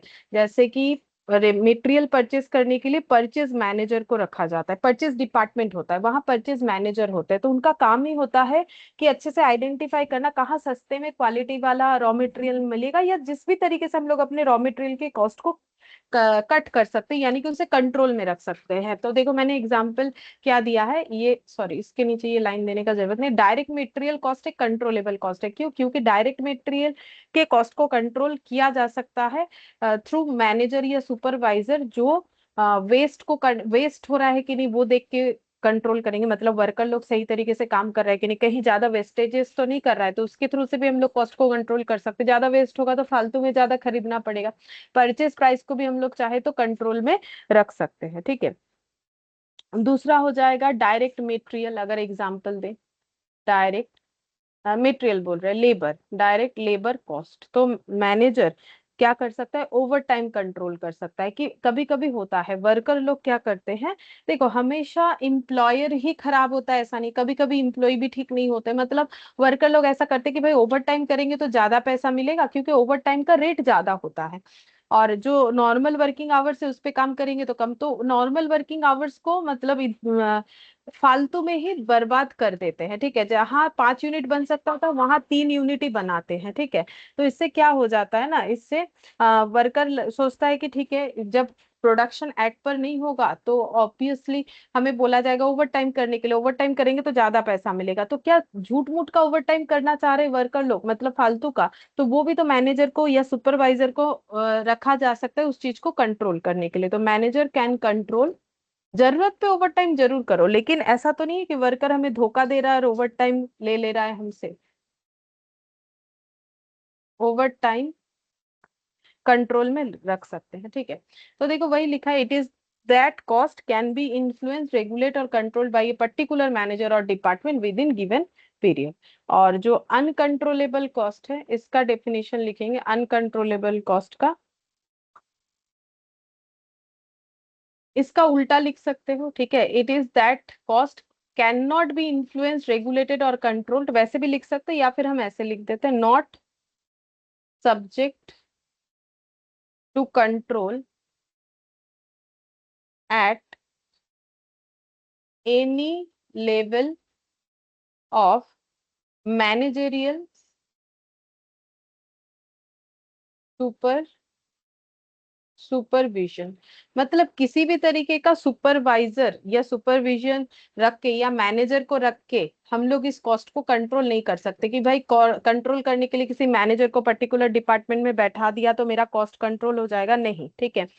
मैनेजमेंट के पास इस तरीके का कोई ऑथोरिटी नहीं होता है कि इस तरीके के अनकंट्रोलेबल कॉस्ट को वो कंट्रोल करके दिखा दे, ठीक है। जैसे कि एग्जाम्पल के तौर पे डिप्रिशिएशन, ठीक है, टैक्स, रेंट, तो ये सब मैनेजर कैसे कंट्रोल करेगा? ना तो मैनेजर, सुपरवाइजर, कोई भी मैनेजरियल सुपरविजन इसको कंट्रोल नहीं कर सकता। डेप्रिसिएशन जो लगना है वो लगेगा, टैक्स जो देना है वो देना ही पड़ेगा, रेंट जो जिस एग्रीमेंट पे रेंट हुआ है वो देना ही पड़ेगा। ये कभी भी कंट्रोल नहीं कर सकते हम लोग, किसी ह्यूमन बीइंग के लिए पॉसिबल नहीं है इसे कंट्रोल करना। फिर इसके बाद हम लोग पढ़ेंगे बाय फंक्शन बेसिस कॉस्ट का, bifurcation function basis.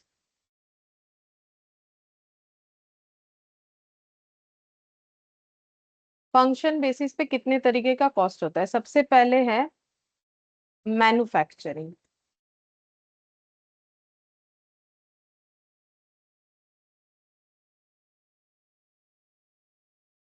Manufacturing cost.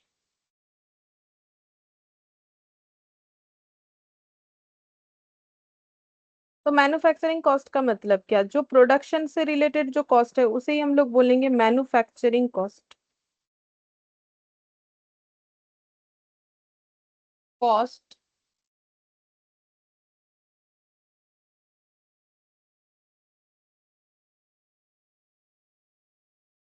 related with activity performed under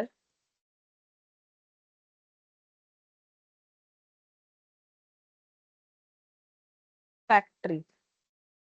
factory में जो भी काम होता है उसके लिए जो भी खर्चा इनकर्ड होता है उसको हम लोग बोलते हैं मैन्युफैक्चरिंग कॉस्ट। ठीक है, तो मैन्युफैक्चरिंग कॉस्ट जैसे कि मैन्युफैक्चरिंग डायरेक्ट कॉस्ट भी हो जाएगा, इनडायरेक्ट भी हो जाएगा, तो सभी मिला के हम लिख देते हैं। एग्जाम्पल के तौर पे डायरेक्ट मेटेरियल लेबर, ठीक है, ये दोनों डायरेक्ट का लिख दिया। इसके अलावा फैक्ट्री रेंट जो कि ओवरहेड का हो जाएगा, फैक्ट्री रेंट, इलेक्ट्रिसिटी,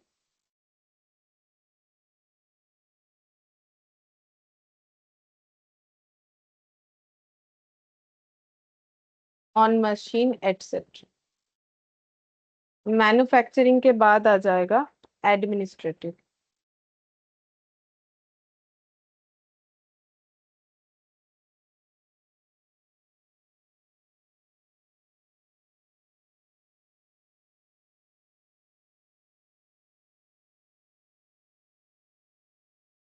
एडमिनिस्ट्रेशन को संभालने के लिए जो भी खर्चा लगता है वही हम लोग का हो जाएगा एडमिनिस्ट्रेटिव।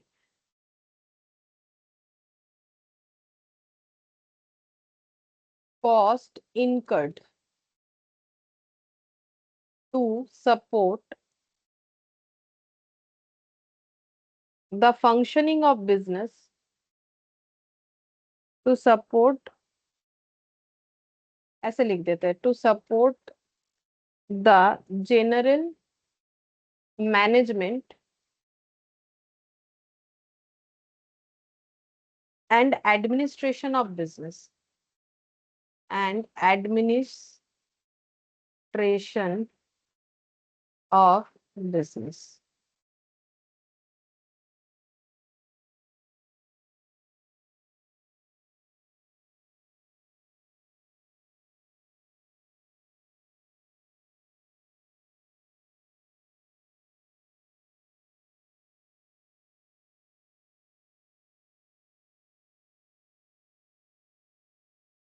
नॉर्मली ये इनडायरेक्ट नेचर का होता है, जैसे कि सैलरीज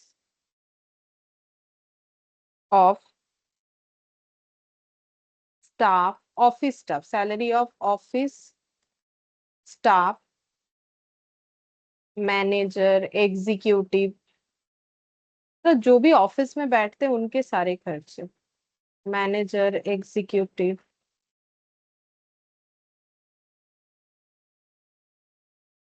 लीगल एक्सपेंस, ऑडिट का एक्सपेंस, ये सब जो भी ऑफिस ओरिएंटेड काम है ना वो सब। और जैसे कि ऑफिस का रेंट, ठीक है, ऑफिस का rent, electricity etcetera, electricity etcetera. अच्छा,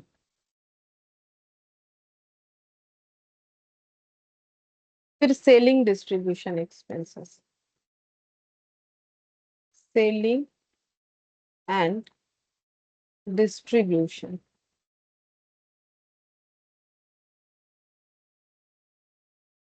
देखो, मैन्युफैक्चरिंग और एडमिनिस्ट्रेशन में अगर फर्क देखा जाए तो मैन्युफैक्चरिंग जो है वो प्रोडक्शन के टाइम पे इनकर्ड होता है, एडमिनिस्ट्रेशन जो है बिजनेस को एडमिनिस्ट्रेट करने के लिए होता है। और मैन्युफैक्चरिंग में डायरेक्ट इनडायरेक्ट दोनों आता है, बट एडमिनिस्ट्रेशन पूरा का पूरा इनडायरेक्ट नेचर का होता है। सेलिंग डिस्ट्रीब्यूशन भी वही होगा, इनडायरेक्ट नेचर का होगा, ठीक है। और ये एडमिनिस्ट्रेट करने के लिए नहीं होता, ये प्रोडक्ट को बिकवाने के लिए, मतलब एडवर्टाइजिंग का खर्चा जो है, या फिर किसी और तरीके का, जैसे कोई कमीशन एजेंट को रख लिया हम लोगों ने, मतलब सेल्स एजेंट को जिसको कमीशन देंगे, ठीक है, से किस वजह से देंगे, ताकि वो मेरा product बिकवाए।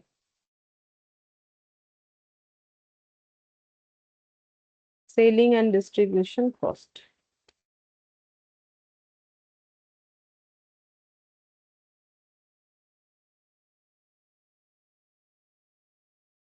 It is the cost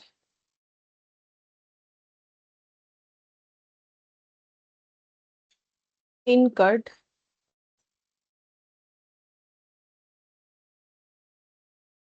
to promote, sell and deliver product to customer.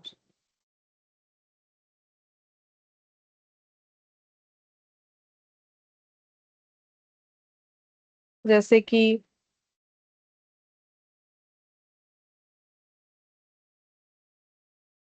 salary and commission of sales staff.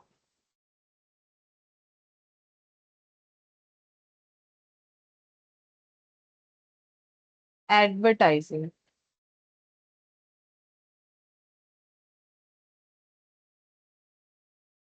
freight, packing, transportation, etc.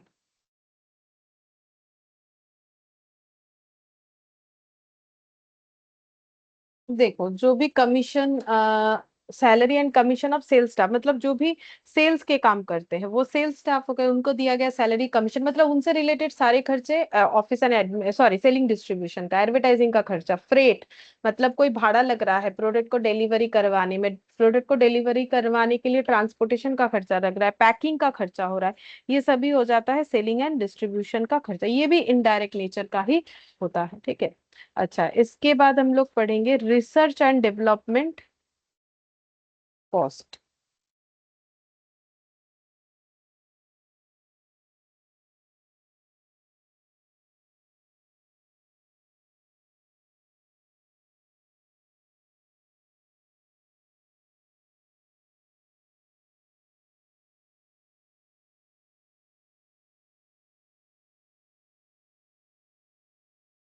Research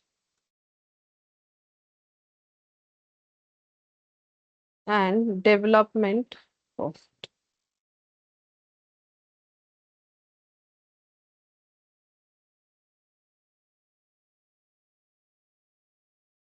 cost, it is the cost incurred on activities aimed at innovation,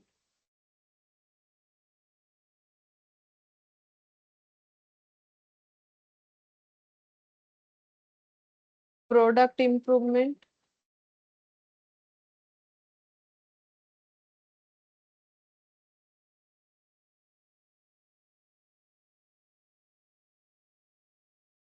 और process development.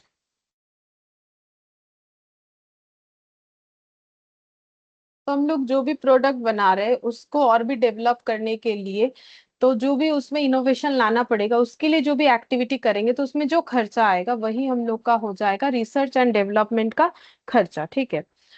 अच्छा, जैसे salary of research development staff, salaries of research and development staff, ये main हो जाएगा, ये main खर्चा है इस सेक्शन में। इसके अलावा जहां मान लो मतलब इनोवेशन हो रहा है, जैसे कि लैब का रेंट, लेबोरेटरी, ठीक है, तो इसको मैंने लैब लिख दिया। ठीक है, लैब का रेंट, ठीक है, इक्विपमेंट का खर्चा, अगर कुछ इक्विपमेंट वगैरह खरीदना पड़ रहा है टेस्टिंग के लिए, इक्विपमेंट का खर्चा, यूटिलिटीज, ठीक है, टेस्टिंग, ट्रायल, प्रोडक्शन, ये सब में तो खर्चा होता है ना, टेस्टिंग, ट्रायल, प्रोडक्शन, एक्सेट्रा। ठीक है, ये हो गया हम लोग का रिसर्च एंड डेवलपमेंट का खर्चा। अच्छा, और एक होता है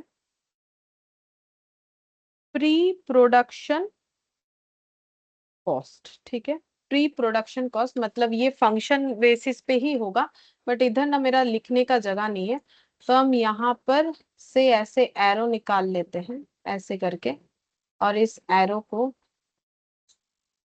यहाँ पर यहाँ से तानेंगे तो बेकार हो जाएगा, ऐसे ऐसे करके यहाँ दिखा देता हूँ। ठीक है,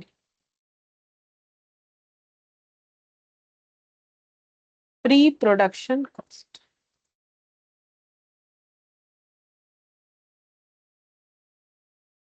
प्री प्रोडक्शन कॉस्ट। तो प्री प्रोडक्शन कॉस्ट क्या होता है? Activities necessary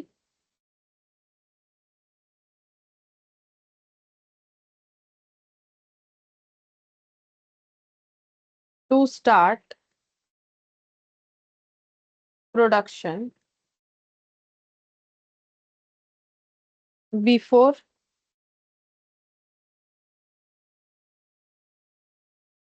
actual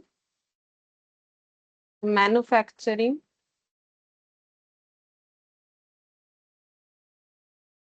begins.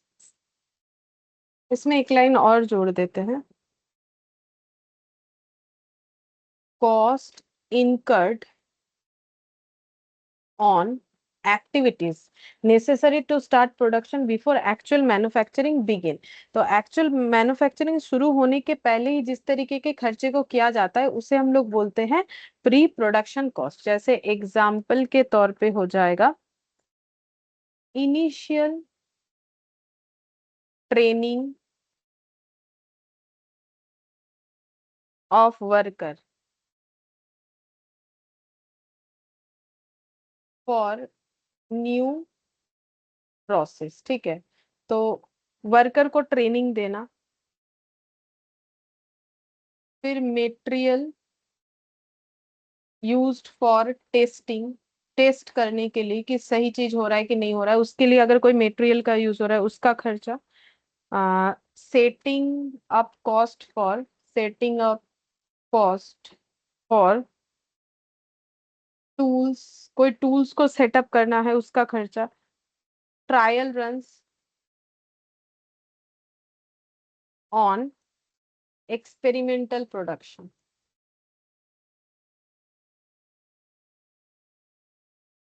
Etcetera.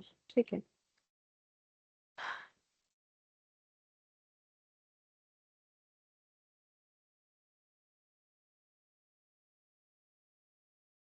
तो प्रोडक्शन होने के पहले जो भी नेसेसरी खर्चा होता है वो, तो देखो सबसे पहले एक्चुअली ना प्री प्रोडक्शन कॉस्ट ही किया जाता है, फिर उसके बाद प्रोडक्शन का कॉस्ट होता है, उसके बाद पोस्ट प्रोडक्शन कॉस्ट होता है। पोस्ट प्रोडक्शन कॉस्ट में ये सब आ जाता है, administration, selling, distribution, research, development. सबसे पहले प्री प्रोडक्शन कॉस्ट ही होता है। अगर हम लोग इसको मतलब फ्लो चार्ट की तरह याद रखें तो pre production, after that manufacturing का खर्चा जो एक्चुअल मतलब जब हम लोग मैन्युफैक्चर करना स्टार्ट करते हैं, फिर उसके बाद एडमिनिस्ट्रेशन, उसके बाद सेलिंग, डिस्ट्रीब्यूशन, फिर अगर हम लोग रिसर्च डेवलपमेंट करना चाहते हैं तो रिसर्च डेवलपमेंट का खर्चा ये आएगा।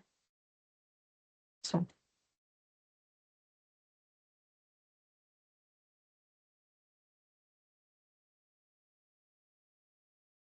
इसके बाद लिखेंगे relationship with accounting period, cost का bifurcation by accounting period. Accounting period के हिसाब से कॉस्ट को कितने तरीके से डिवाइड किया जाता है, तो बाय अकाउंटिंग पीरियड कॉस्ट को दो तरीके से डिवाइड किया जाता है।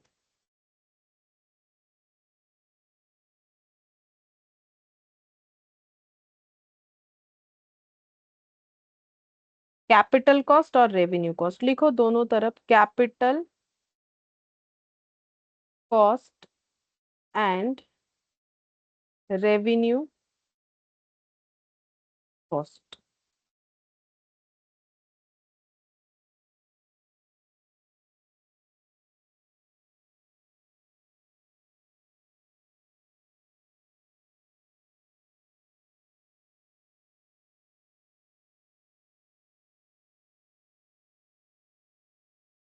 देखो कैपिटल कॉस्ट का मतलब है कि ऐसा कॉस्ट जो मुझे एक लॉन्ग टर्म एसेट्स वगैरह को खरीदने के लिए करना पड़ रहा है, मतलब बेसिकली ये खर्चा फिक्स्ड एसेट के लिए करना पड़ता है और इसका बेनिफिट हमें more than one accounting year के लिए मिलेगा। मतलब अकाउंट्स में जो कैपिटल एक्सपेंडिचर पड़ते हो वही यहाँ पर कैपिटल कॉस्ट नाम से जाना जाता है। ठीक है, it is the expenditure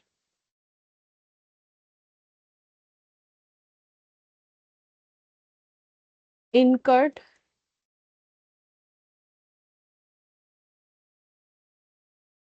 to acquire और improve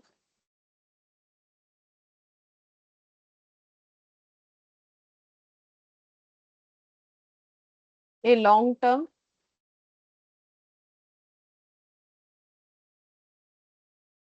asset that will provide benefit for more than one accounting period। जैसे कि मशीन का परचेस करना, बिल्डिंग का परचेस करना।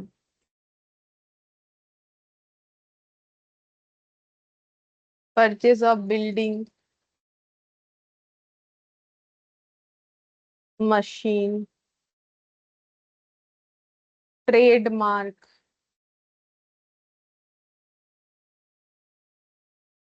एटसेट्रा।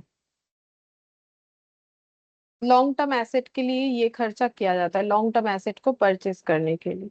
और रेवेन्यू कॉस्ट का मतलब हो जाएगा सिर्फ करेंट पीरियड के लिए हमें ये बेनिफिट मिलेगा, तो ये हो जाएगा cost incurred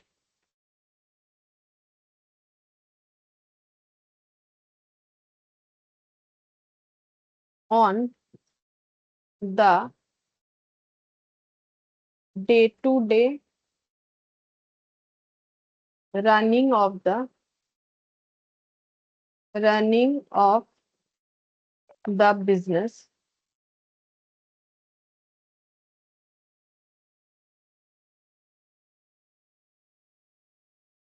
running of the business which is charged fully to the current accounting period, which is charged fully to the current accounting, A/C लिख दिया शॉर्ट में। तो ये खर्चा सिर्फ करेंट अकाउंटिंग पीरियड के लिए होगा, यानी डे टू डे बिजनेस को चलाने के लिए जिस तरीके का खर्चा होता है, जैसे कि रेंट, रिपेयर, मेंटेनेंस, ये सब रॉ मटेरियल का खर्चा, रेंट, सैलरी, ठीक है, इसका बेनिफिट हमें उसी अकाउंटिंग पीरियड के लिए मिलता है। जैसे कि रेंट इस महीने का दे दिया तो बस इस मंथ के लिए हुआ ना, फिर नेक्स्ट मंथ देना पड़ेगा। अगर हम लोग ईयरली के हिसाब से देखें तो ईयरली जो इस साल जितना रेंट हम लोगों ने पे कर दिया उसका बेनिफिट इसी साल मिलेगा, नेक्स्ट ईयर फिर से पे करना पड़ेगा। तो रेंट हो गया, सैलरी हो गया, इलेक्ट्रिसिटी, इस मंथ का इलेक्ट्रिसिटी पे किया तो इसका बेनिफिट सिर्फ इस मंथ तक ही लिमिटेड है, थोड़ी ना लॉन्ग टर्म के लिए हो गया, डे टू डे बिजनेस के एक्सपेंसेस को पे करने के लिए होता है।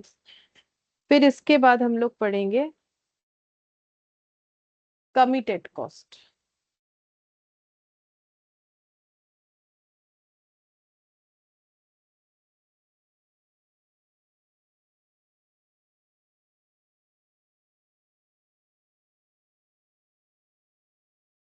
देखो हम लोगों ने थोड़ी देर पहले शायद अवॉइडेबल कंट्रोलेबल पढ़ा था, अवॉइडेबल अनअवॉइडेबल नहीं पढ़ा था, ठीक है। तो कमिटेड पढ़ लेते तो उससे वो चीज भी कवर हो जाएगा, ठीक है। तो कमिटेड कॉस्ट, तो कमिटेड कॉस्ट का मतलब होता है कि जो अनअवॉइडेबल कॉस्ट है, मतलब एक बार कमिटमेंट कर दिया तो हमें वो कॉस्ट देना ही पड़ेगा, जैसे कि रेंट, ठीक है। तो इसको ब्रैकेट में लिख सकते हो, ये एक तरीके का अनअवॉइडेबल अनअवॉइडेबल कॉस्ट है, ठीक है। अब अनअवॉइडेबल कॉस्ट अगर कभी पूछे तो क्या बताओगे कि जो कॉस्ट को हम लोग अवॉइड नहीं कर सकते हैं, ठीक है। कुछ सर्टेन फंक्शंस को चालू रखने के लिए हमें ये खर्चा करना ही पड़ता है, ठीक है। तो ये हो जाता है हम लोग का अनअवॉइडेबल कॉस्ट। लिख देते हैं, it is the expenditure that a business is obliged to incur due to prior commitment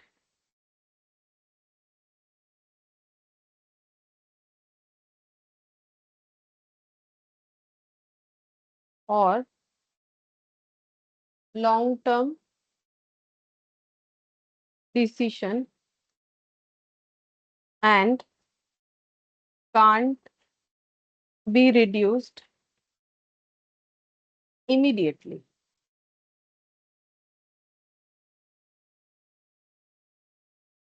Can't be reduced immediately without affecting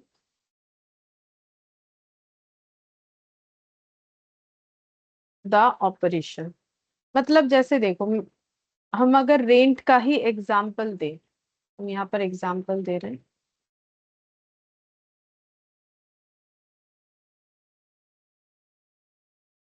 rent, ठीक है, इंश्योरेंस,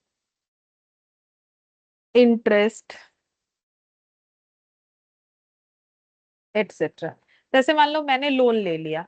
अब मैंने लोन ले लिया 2-3 साल के लिए या 10 साल के लिए, 20 साल के लिए, तो इसका मतलब मुझे वो लोन का पेमेंट करते ही जाना है, हम कमिटेड हो गए हैं। It is the expenditure that a business is obliged to incur due to prior commitment. क्योंकि जैसे रेंट एग्रीमेंट किया तो कमिटमेंट कर दिया कि हम हर मंथ के इतने तारीख को इतना पैसा जरूर देंगे। इंश्योरेंस किया है तो मुझे हर मंथ के इतने तारीख को इतना पेमेंट करना पड़ेगा। तो ये एक लॉन्ग टर्म डिसीजन है। और ये हम लोग इमीडिएटली चाहे तो इस खर्चे को कम या ज्यादा नहीं कर सकते। जैसे मुझे लग रहा है मैंने पहले मान लो 14,000 का रेंट एग्रीमेंट कर लिया, अब मुझे लग रहा है हम दे नहीं पा रहे, तो थोड़ी ना ये कम हो जाएगा, नहीं होगा। मुझे फिर क्या करना पड़ेगा, मुझे फिर गिव अप करना पड़ेगा कि भाई हम नहीं दे सकते, तो उसमें मुझे प्रायर नोटिस देना पड़ेगा कि हम नहीं दे सकते हैं। तो फिर मुझे जगह खाली करना पड़ेगा। इस तरीके का होता है। इंश्योरेंस अगर नहीं भर पाए तो पूरा लॉस है, ठीक है। उस तरीके से इंटरेस्ट, लोन का इंटरेस्ट नहीं दे पाएंगे, अगर मॉर्गेज लोन होगा तो मॉर्गेज प्रॉपर्टी चला जाएगा, ठीक है। तो उस तरीके से विदाउट इफेक्टिंग द ऑपरेशन, मतलब हम लोग जो एक्टिविटी के लिए ये खर्चा इनकट किए उस एक्टिविटी को इम्पैक्ट किए बिना ये खर्चे को कभी भी हम लोग बंद नहीं कर सकते। इसीलिए इसका दूसरा नाम कमिटेड भी है। तो अगर कमिटमेंट कॉस्ट पूछे तो भी जो मायने रखता है, और ये वाला भी लगभग वैसा ही है, ठीक है। मतलब कमिटमेंट कॉस्ट ही तो अनअवॉइडेबल है ना। तो दोनों चीजों को हम लोग इसलिए कंबाइन करके ही मैंने लिख दिया। जो कमिटमेंट कॉस्ट है या कमिटेड कॉस्ट है वही मेरा अनअवॉइडेबल कॉस्ट है। इसके बाद लिखेंगे डिस्क्रिएशनरी कॉस्ट।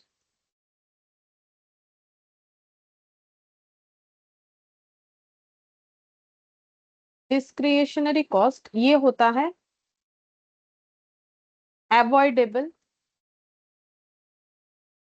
या फिर इसे हम लोग एडिशनल कॉस्ट भी बोल सकते हैं, एडिशनल कॉस्ट। तो डिस्क्रिएशनरी कॉस्ट क्या होता है, देखो। डिस्क्रिएशनरी कॉस्ट का मतलब होता है कि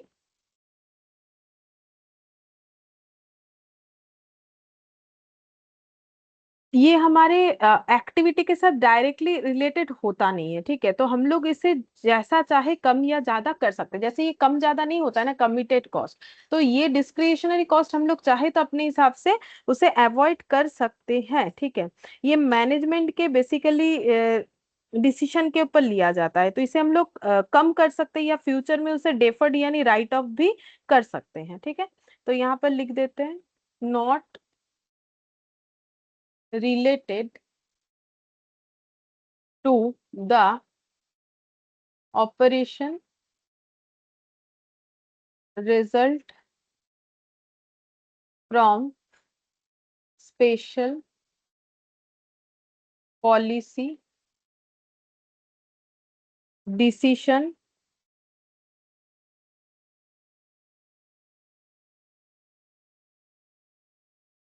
new research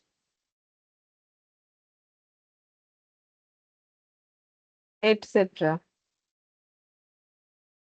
can be eliminated or reduced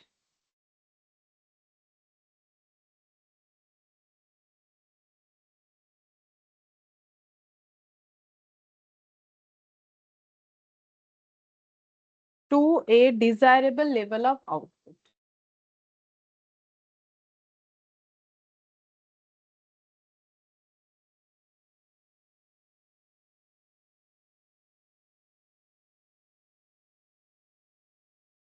तो देखो क्या लिखा है मैंने, ये हमारे डेली के ऑपरेशन या एक्टिविटी से रिलेटेड नहीं है, ये कोई स्पेशल पॉलिसी या डिसीजन या न्यू रिसर्च ये सब हम लोग सोच रहे हैं उसके वजह से इनकर्ड होता है। ये हम लोग जब चाहे एलिमिनेट कर सकते हैं, जिस लेवल ऑफ आउटपुट पे हम लोग एलिमिनेट करना चाहते हैं तभी कर सकते हैं। जैसे कि एग्जाम्पल के तौर पे एडवर्टाइजिंग का खर्चा, ठीक है। तो एडवर्टाइजिंग का खर्चा जो है वो हम लोग जैसा चाहे कम ज्यादा अपने हिसाब से कर सकते हैं। रिसर्च का खर्चा, तो ये सब जो है ये हम लोगों के अपने डिसीशन के ऊपर है, अपने पॉलिसी के ऊपर है कि हम लोग कितना करें ना करें, ठीक है। तो ये हो जाता है डिस्क्रिशनरी कॉस्ट, ठीक है। अच्छा, अब इसके बाद हम लोग कौन सा खर्चा पढ़ने वाले हैं? इसके बाद लिखो पॉलिसी और मैनेजरियल कॉस्ट। लिखो पॉलिसी और managerial cost.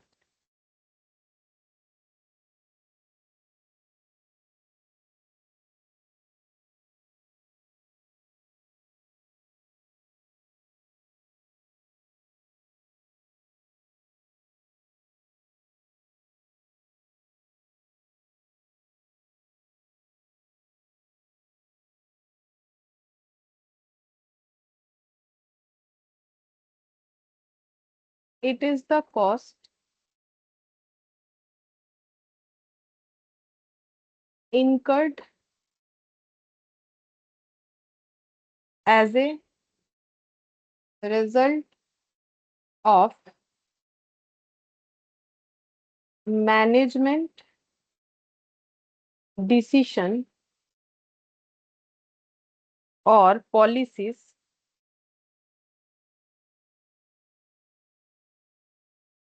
which can be controlled or adjusted by the management, controlled or adjusted by the management, adjusted by the management।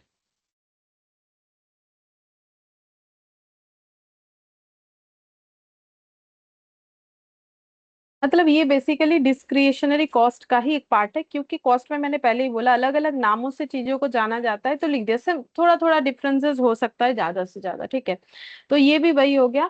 अगर हम लोग कोई पर्टिकुलर पॉलिसी को अप्लाई करना चाहते हैं तो हम लोग ये सारे खर्चे मतलब इस तरीके का खर्चा कर सकते हैं। जैसे कि एग्जाम्पल देते हैं, एग्जाम्पल से याद रहेगा। Welfare scheme for employ, welfare scheme for employees,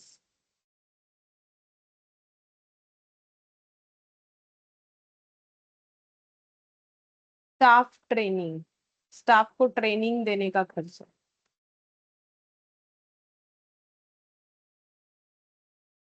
sales promotion expense,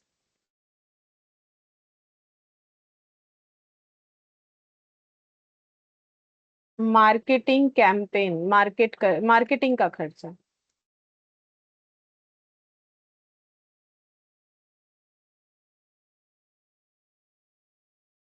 etc।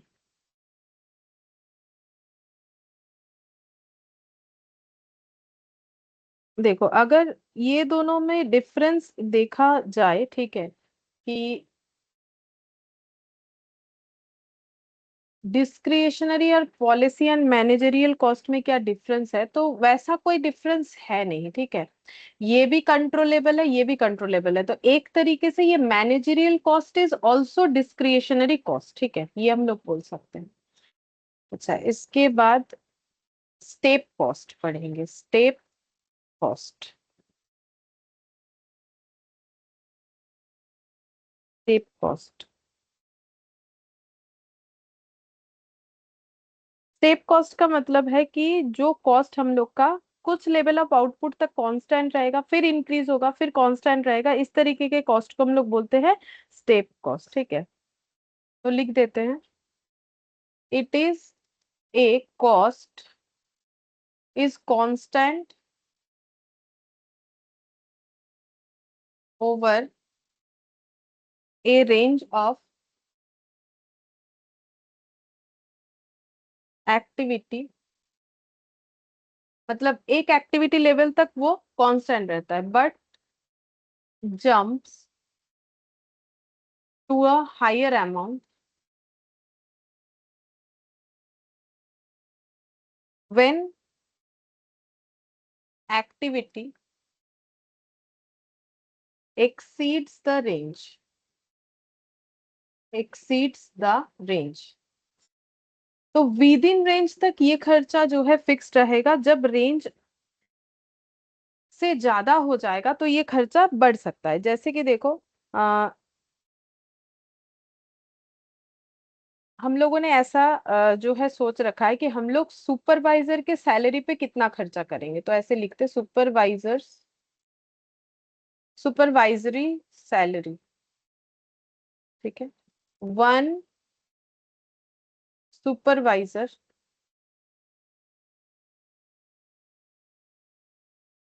For every 50 worker, मतलब 50 लोगों को सुपरवाइज करने के लिए हम लोग एक ही सुपरवाइजर रखेंगे, तो एक सुपरवाइजर का ही सैलरी रहेगा। मतलब जब तक हम लोग का वर्कर 50 है तब तक मेरा सुपरवाइजर का खर्चा वही आते रहेगा जो आ रहा है। मान लो सुपरवाइजर का सैलरी 25,000 है 50 वर्कर के लिए, तो मेरा सुपरवाइजर का सैलरी वही है, कांस्टेंट है, ठीक है।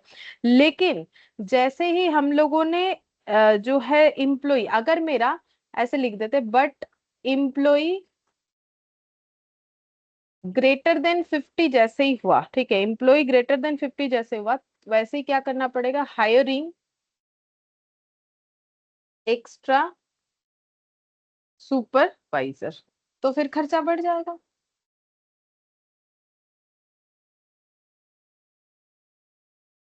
फैक्ट्री रेंट का भी वैसे बोल सकते हैं। एक और एग्जांपल ले लेते हैं, factory rent for additional space,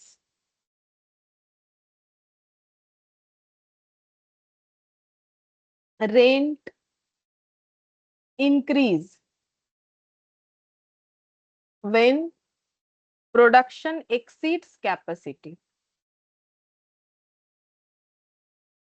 capacity, ठीक है। जैसे मान लो एक फैक्ट्री का रेंट है 20,000, और वहां पर जो यूनिट हम लोग सोचे हैं, मान लो हम लोग सोच रहे हैं 1 लाख यूनिट बनाएंगे, तो वो बनता है। जैसे ही हमारा मार्केट में प्रोडक्ट का डिमांड बढ़ गया या किसी कारण से हम लोग 1 लाख यूनिट की जगह 1.5 लाख यूनिट बनाएंगे, तो फिर हमें और भी जगह चाहिए होगा, तो फिर जब तक 1 लाख यूनिट बनेगा तब तक खर्चा फिक्स्ड है, उससे ज्यादा होगा तो फिर मेरा खर्चा जो है वो बढ़ जाएगा, ठीक है।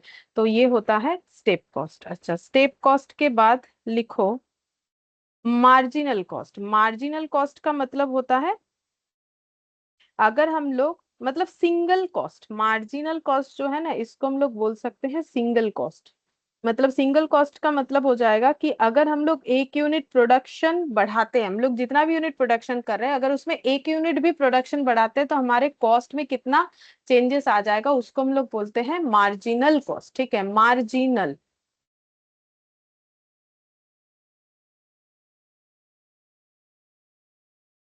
Marginal cost.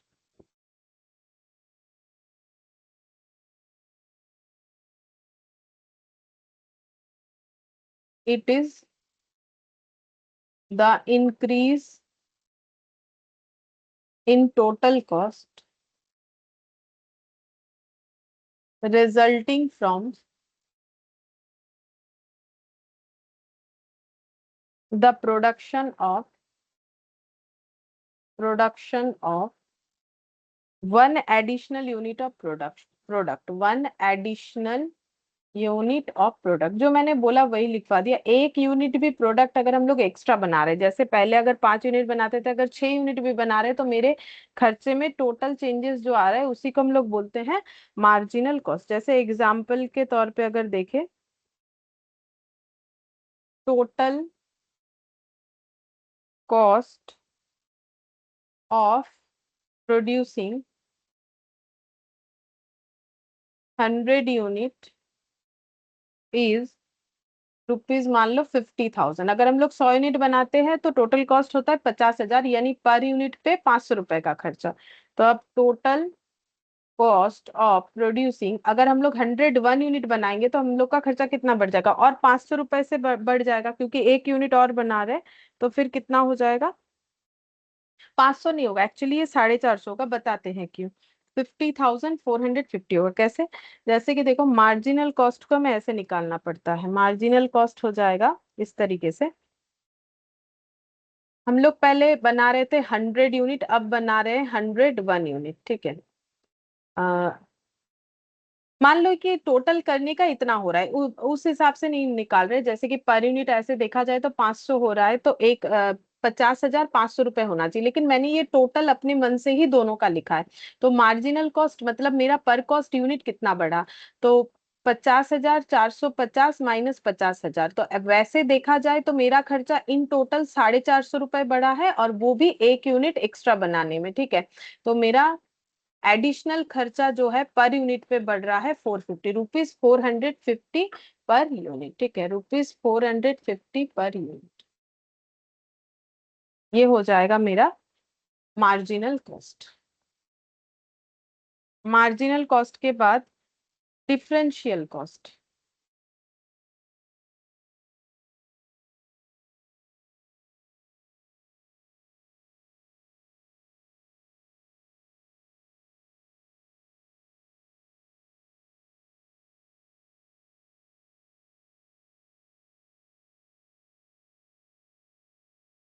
ठीक है, differential cost.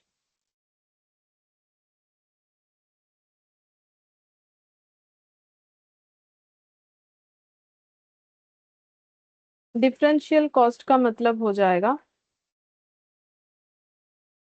It is the cost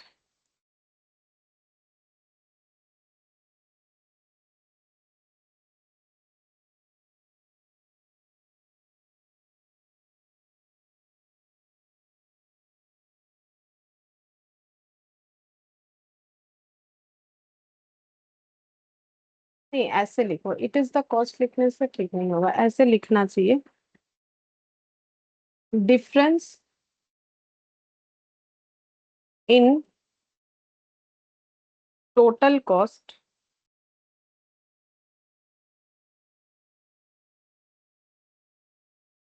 that arises from selecting one alternative over another, ठीक है। मतलब अगर हमारे पास अलग अलग ऑल्टरनेटिव्स है किसी काम को परफॉर्म करने के लिए, तो एक सिलेक्ट करने के लिए दूसरा हमारा टोटल कॉस्ट में जो फर्क हो जाएगा उसको हम लोग बोलते हैं डिफरेंशियल कॉस्ट, ठीक है। तो जैसे देखो, ऐसा एग्जांपल हम लोग ले सकते हैं कि अगर हम लोग प्रोडक्ट एक्स, ठीक है, प्रोडक्ट एक्स खुद प्रोड्यूस करेंगे, ठीक है, तो कॉस्ट ऑफ प्रोडक्शन हो रहा है, मान लो इन हाउस प्रोडक्शन अगर कर रहे हैं तो कॉस्ट ऑफ प्रोडक्शन हो जाएगा 1.5 लाख रुपए, और यही प्रोडक्ट अगर हम लोग किसी और से खरीदेंगे, ठीक है, प्रोडक्ट एक्स को अगर मान लो हम लोग परचेज फ्रॉम सप्लायर कर लेते हैं, कि हम लोग खुद नहीं बनाएंगे, सप्लायर से ये खरीदेंगे, तो हम लोग का कॉस्ट पड़ेगा। अब देखो, ज्यादा भी पड़ सकता है, कम भी पड़ सकता है, कोई भी एग्जांपल हम लोग ले सकते हैं। तो मान लो 1,20,000 पड़ रहा है, ठीक है। तो डिफरेंशियल कॉस्ट कितना आ रहा है, डिफरेंशियल कॉस्ट मतलब डिफरेंस नहीं, डिफरेंशियल कॉस्ट आ रहा है मेरा 1,50,000 माइनस 1,20,000, यानी कि 30,000, ठीक है। इसको हम लोग बोलते हैं डिफरेंशियल कॉस्ट। अगर हम, इसका मतलब हो गया, अगर हम लोग इन हाउस प्रोडक्शन करेंगे तो हम लोग का 30,000। तो ये देखो, ऑल्टरनेटिव कौन सा चूज करें उसके ऊपर हमारा खर्चा कम या ज्यादा हो सकता है। तो अगर हम लोग खुद ही प्रोडक्शन करेंगे तो 30,000 ज्यादा लगेगा, अगर हम लोग मार्केट से खरीदेंगे तो 30,000 कम लगेगा। तो difference in total cost that arise from selecting one alternative over another, तो ये हो जाता है डिफरेंशियल कॉस्ट। अब डिफरेंशियल कॉस्ट का दो पार्ट, इंक्रीमेंटल और डिक्रीमेंटल कॉस्ट। इंक्रीमेंटल, जैसे कि यहाँ पर देखो, अगर हम लोग इन हाउस प्रोडक्शन करेंगे तो हमारा कॉस्ट इंक्रीमेंट होगा, और अगर इन हाउस प्रोडक्शन नहीं करके मार्केट से खरीद लेंगे तो फिर ये हम लोग का कॉस्ट कम हो जाएगा। 30,000 से, ठीक है। तो यही होता है इंक्रीमेंटल और डिक्रीमेंटल कॉस्ट का मतलब। तो यहाँ पर लिख देते हैं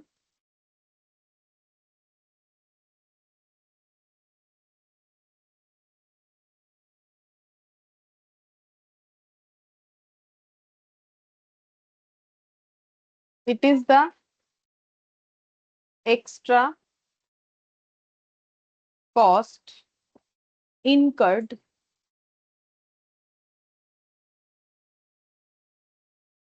when the output or activity is increased by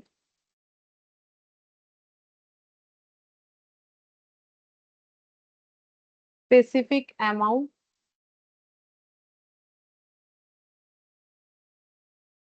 or when choosing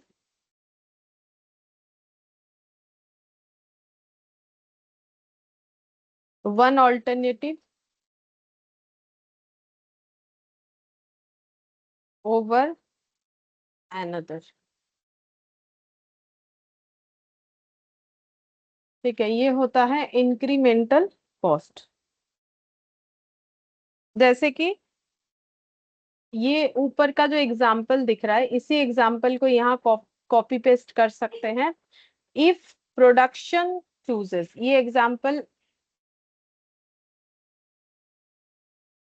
if production is chosen, production का अगर हम लोग ये वाले एग्जाम्पल को यहाँ से लिंक कर देते हैं, अगर हम लोग प्रोडक्शन का ऑप्शन चूज करते हैं तो हम लोग का इंक्रीमेंटल कॉस्ट हो जाएगा, इंक्रीमेंटल कॉस्ट हो जाएगा 30,000।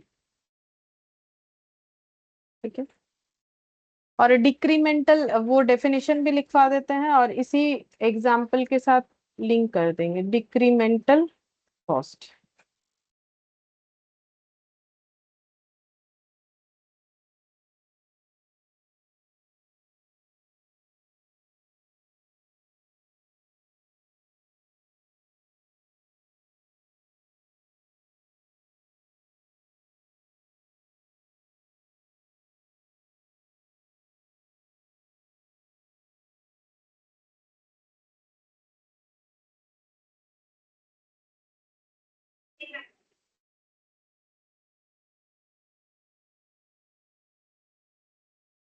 It is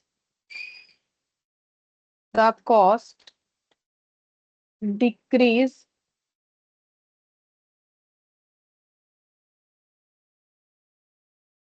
it is the decreased cost, ऐसे लिखो।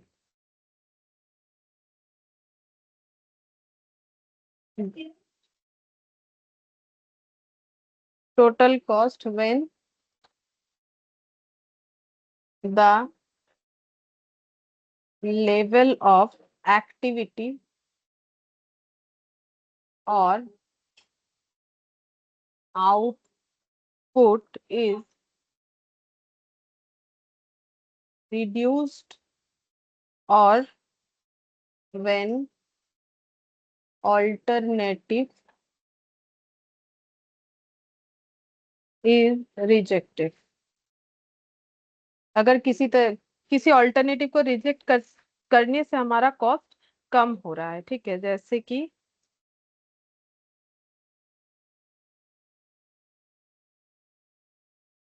if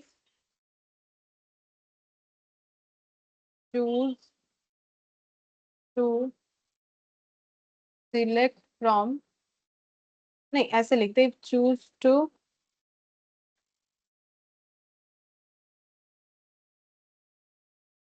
purchase from supplier, purchase from supplier, अगर हम लोग सप्लायर से परचेस करेंगे, ऐसा ऑल्टरनेटिव लेते हैं, डिक्रीज कॉस्ट बाय ₹30,000। तो 30,000 से हम लोग का कॉस्ट डिक्रीज हो जाएगा। मतलब यही वाले एग्जाम्पल को यहाँ पर भी एड ऑन कर सकते हैं, ठीक है। तो ये हम लोग का डिक्रीमेंटल कॉस्ट हो जाएगा। अच्छा, जैसे मैंने सोचा था कि शायद आज कंप्लीट हो जाए, लेकिन नहीं हुआ। ठीक है, कुछ डेफिनेशंस अभी भी बाकी है, like capitalization cost, imputed cost, opportunity cost. तो थोड़ा सा पोर्शन अभी भी बाकी है। एक और क्लास हमें लगेगा। ठीक है, एक क्लास और लगेगा तो ये हम लोग का कंप्लीट हो जाएगा। आज तो नहीं हो पाया, लेकिन नेक्स्ट क्लास में आई होप कि जरूर कंप्लीट हो जाएगा। आज हम लोग इतना ही करते हैं, बाकी नेक्स्ट क्लास में ही करेंगे।